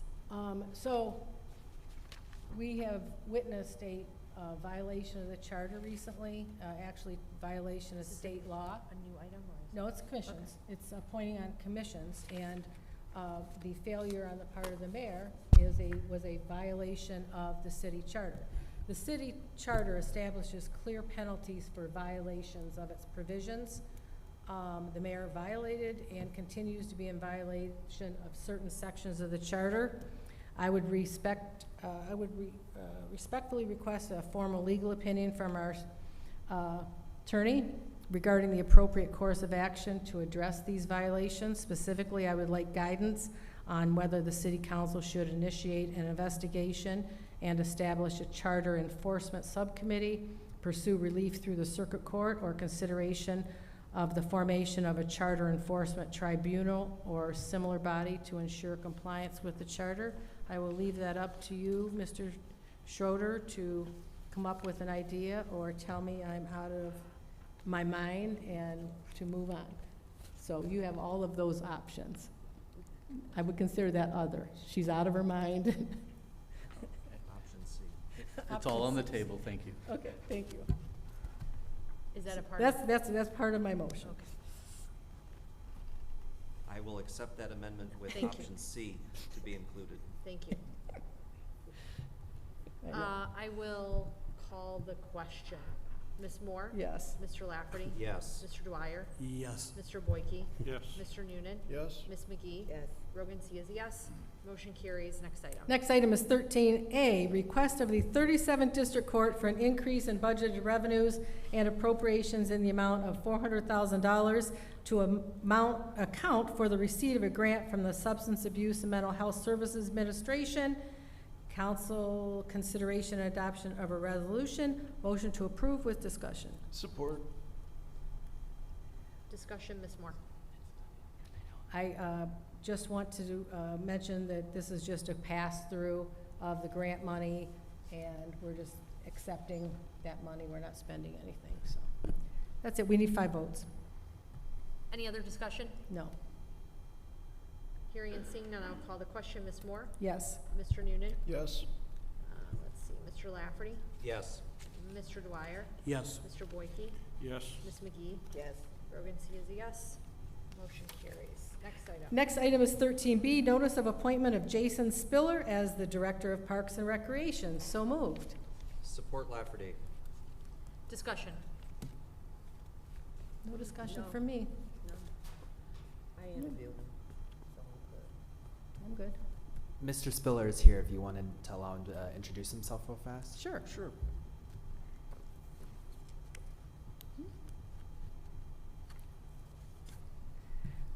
Thank you, distinguished members of council. My name is Jason Spiller. I've been in Parks and Recreation for the past 25 years, serving many communities around the Metro Detroit area. I'm very honored to be appointed to this role. I really look forward to helping out the city to establish a well-rounded recreation program for all 4 quadrants of the city to really enjoy in the future. And I'm looking forward to working with each and every one of you to make this happen. Thank you. Thank you. Welcome. We don't really have to approve you, but we'll receive and file your appointment. Thank you so much. Thank you. Let's see. I will call the question. Ms. Moore? Yes. Mr. Lafferty? Yes. Mr. Dwyer? Yes. Mr. Boyke? Yes. Mr. Noonan? Yep. Ms. McGee? Yes. Rogan C is a yes. Thank you very much. Next item. Next item is 13C, request to review and confirm the appointment of James Van Havermat to the Construction Board of Appeals for a term to expire June 30th, 2028. So moved with discussion. Support Lafferty with discussion. Discussion, Ms. Moore. and Thank then you. Mr. Lafferty. Mr. Van Havermat was the former city engineer who did a fabulous job. He's also involved on the Symphony Board of Directors at this time. And Jonathan and I both serve on that board. He is highly, highly qualified, and we're lucky to have him on this board. So I wholeheartedly approve of his appointment. Thank you. Mr. Lafferty? Thank you. I just wanted to make it clear, Mr. Van Havermat, I received my Pacer map. Thank you very much. Old days. Great. Any other discussion? Hearing and seeing none, I will call the question. Ms. Moore? Yes. Mr. Lafferty? Yes. Mr. Dwyer? Yes. Mr. Boyke? Yes. Mr. Noonan? Yes. Ms. McGee? Yes. Rogan C is a yes. Motion carries. Next item. Next item is 14, audience participation regarding general topics. Members of the audience who would like to address the city council this evening may do so by filling out an audience form located on the right side of the stage. This is a reminder that you have 3 minutes. This is for general audience only. Sorry, general audience, so you can talk about anything. First up is Cheryl Akers, and after Cheryl is Lori Harris.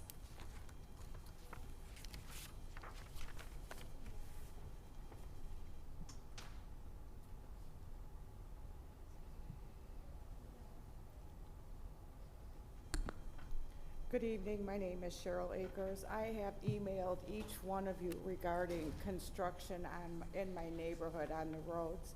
I do appreciate everybody that responded to me. I do appreciate Jonathan Lafferty for taking the initiative to come out and actually see what we were talking about. I understand that with improvement comes inconvenience.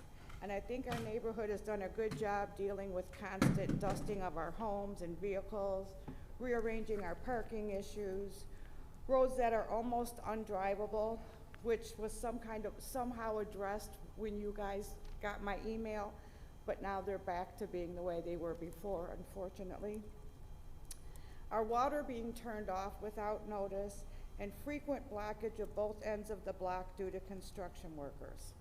I do want to acknowledge the professionalism of the City of Warren Water Department and Consumers Energy. When they were in our neighborhood working, they were respectful of the fact that this is a neighborhood and did a good job not blocking the driving side of the street. And when they were finished with their work, they actually filled in the holes so that it was safe for kids and vehicles to be around. Unlike the construction company that we're dealing with now. My main reason for being here is something that was said to us by a couple of City of Warren workers. We were told the plan is to totally close down our street, both ends, or maybe do just one half of the block at a time. And that this would take about 3 weeks per half a block, or more, depending on the situation. How can this happen? You know, we have, on our street alone, we have 50 vehicles that our neighbors drive to and from work. We have people who work every day so we can pay our bills, which include our city taxes. And now we're gonna have to walk in the cold, in the dark, possible rain or snow for at least a block, if not more, to get to our vehicles. We'll have our vehicles exposed to the possibility of additional theft and damage by leaving them so far away from our homes. We don't have the opportunity to monitor them. We have families that have children that have special health needs, and we have elderly people on our block that have used EMS to take them to the hospital. But if our road is closed, how's the emergency vehicles gonna even get to them? How am I gonna get my groceries home? You know, I mean, these are all questions that I have. You're at your 3 minutes. Thank you. Really? Yes, it's a 3 minutes. Sorry. Next is Lori Harris.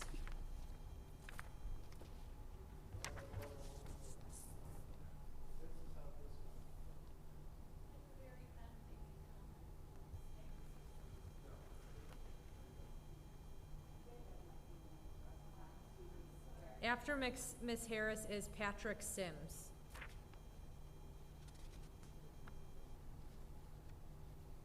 Doesn't look like he's still there. Debbie left. Hi, I have several questions, but first I want to point out that the ADA meeting last week was recorded by Communications, and I did ask Ms. Clayton, tonight why my comments were cut out of that video.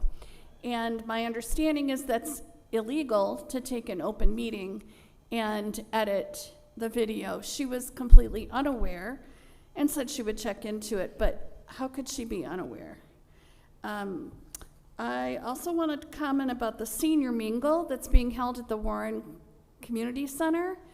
And I think this is pretty outrageous that just a gathering from 10 to 1, 2 times a week, you have to be a member of the community center to come, or you can pay a $10 daily pass.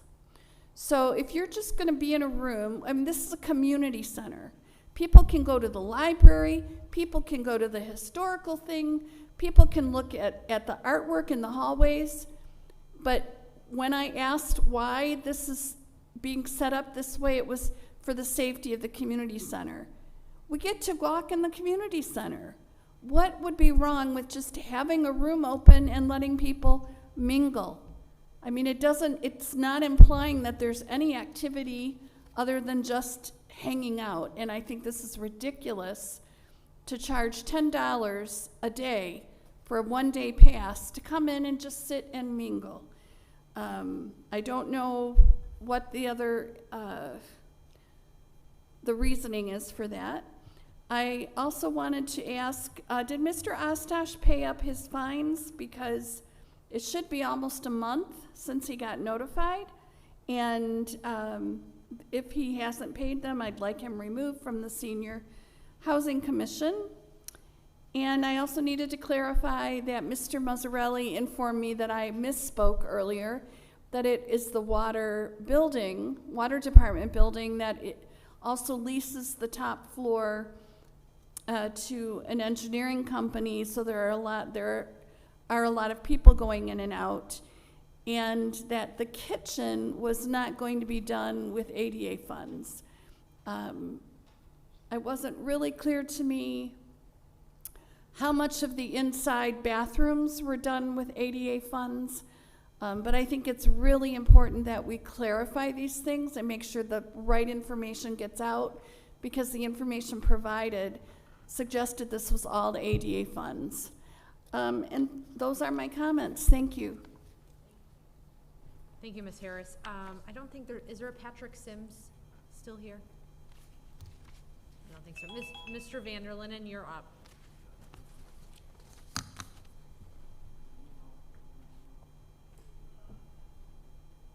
Should we roll it back to him?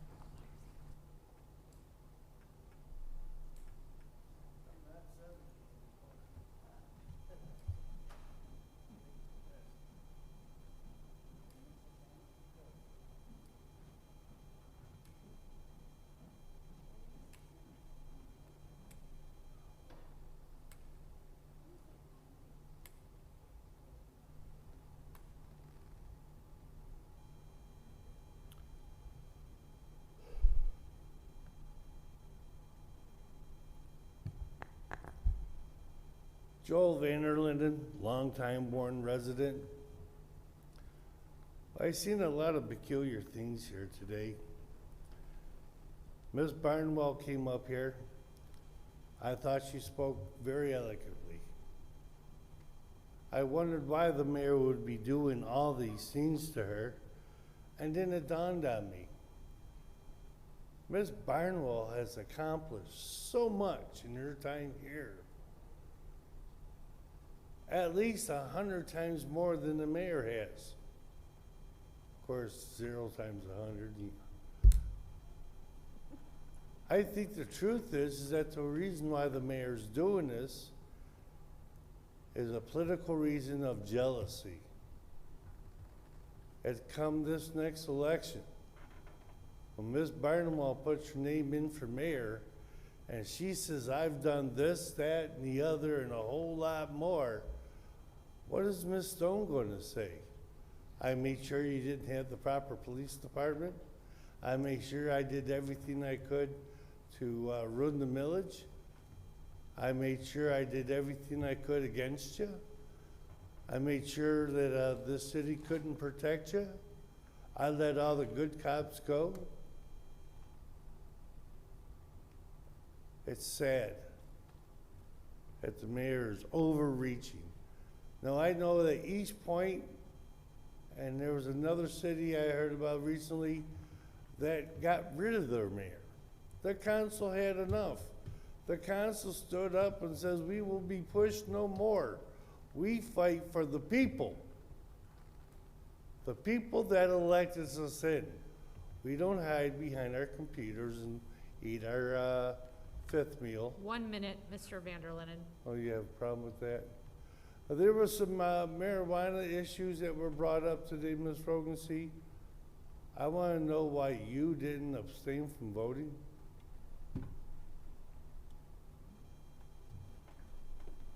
An explanation would be good.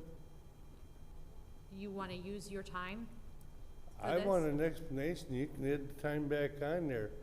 But I know that you're in a relationship with someone that's very involved with the marijuana factories or businesses or something.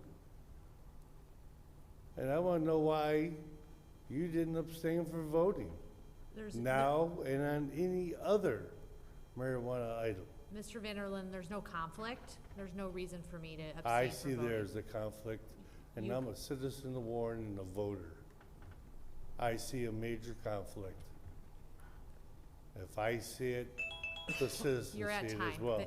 you're at time, and you're free to ask Mr. Schroeder for an additional opinion at some time, because Mr. Schroeder is the one who advised me that there is no conflict, so, and he is our legal counsel. So have a good night, Mr. Vanderlyn, and your time is over. I didn't hear your comments. I said, I've been advised legally that there is no conflict. Oh, who told you that? Mr. The Schroeder. mayor? Boy, she's a brilliant legal mind. Thank you, Mr. Vanderlyn. That is the end of audience. Next item is response to audience. Madam Chair, Yes. just to give Ms. Harris and anybody else that wants to know, tomorrow will be 30 days. If Commissioner Ostosh does not pay $5,000 plus that he owes the city, he will automatically lose his position on the Senior Housing Commission. That is not a choice of anyone. The mayor can't stop it. He loses his position. Also, I have to kind of agree with you on the single mingle charging. I can see if there's a cost, if they're maybe serving food or something, to charge a minimum of $10, and maybe if it's non-residents. But if it's residents, I hate to see them being charged, but maybe it's not a huge deal. And I don't know how rates are established. I don't know. Most rates and fees in the city have to come through council to approve the fees, so I'm not sure. Maybe that Parks and Rec is different. They can just do their own fees. I don't know. Maybe that's something we'd have to find out. I don't know if their structure allows them to, and it's possible. I just don't know. But anyway, those are my comments. Thank you. Anyone else? Madam President, through the chair. Mr. Dwyer. Yes, in response to Ms. Akers earlier talking about the construction on her street, I'm sure they're not going to be shutting down the entire street. There has to be a pathway for emergency response, so they'll probably, I'm sure, shut down one half of the street at a time. So it's not going to be a situation where that whole street is going to be totally closed. So that's all I have. Thank you. Anything further?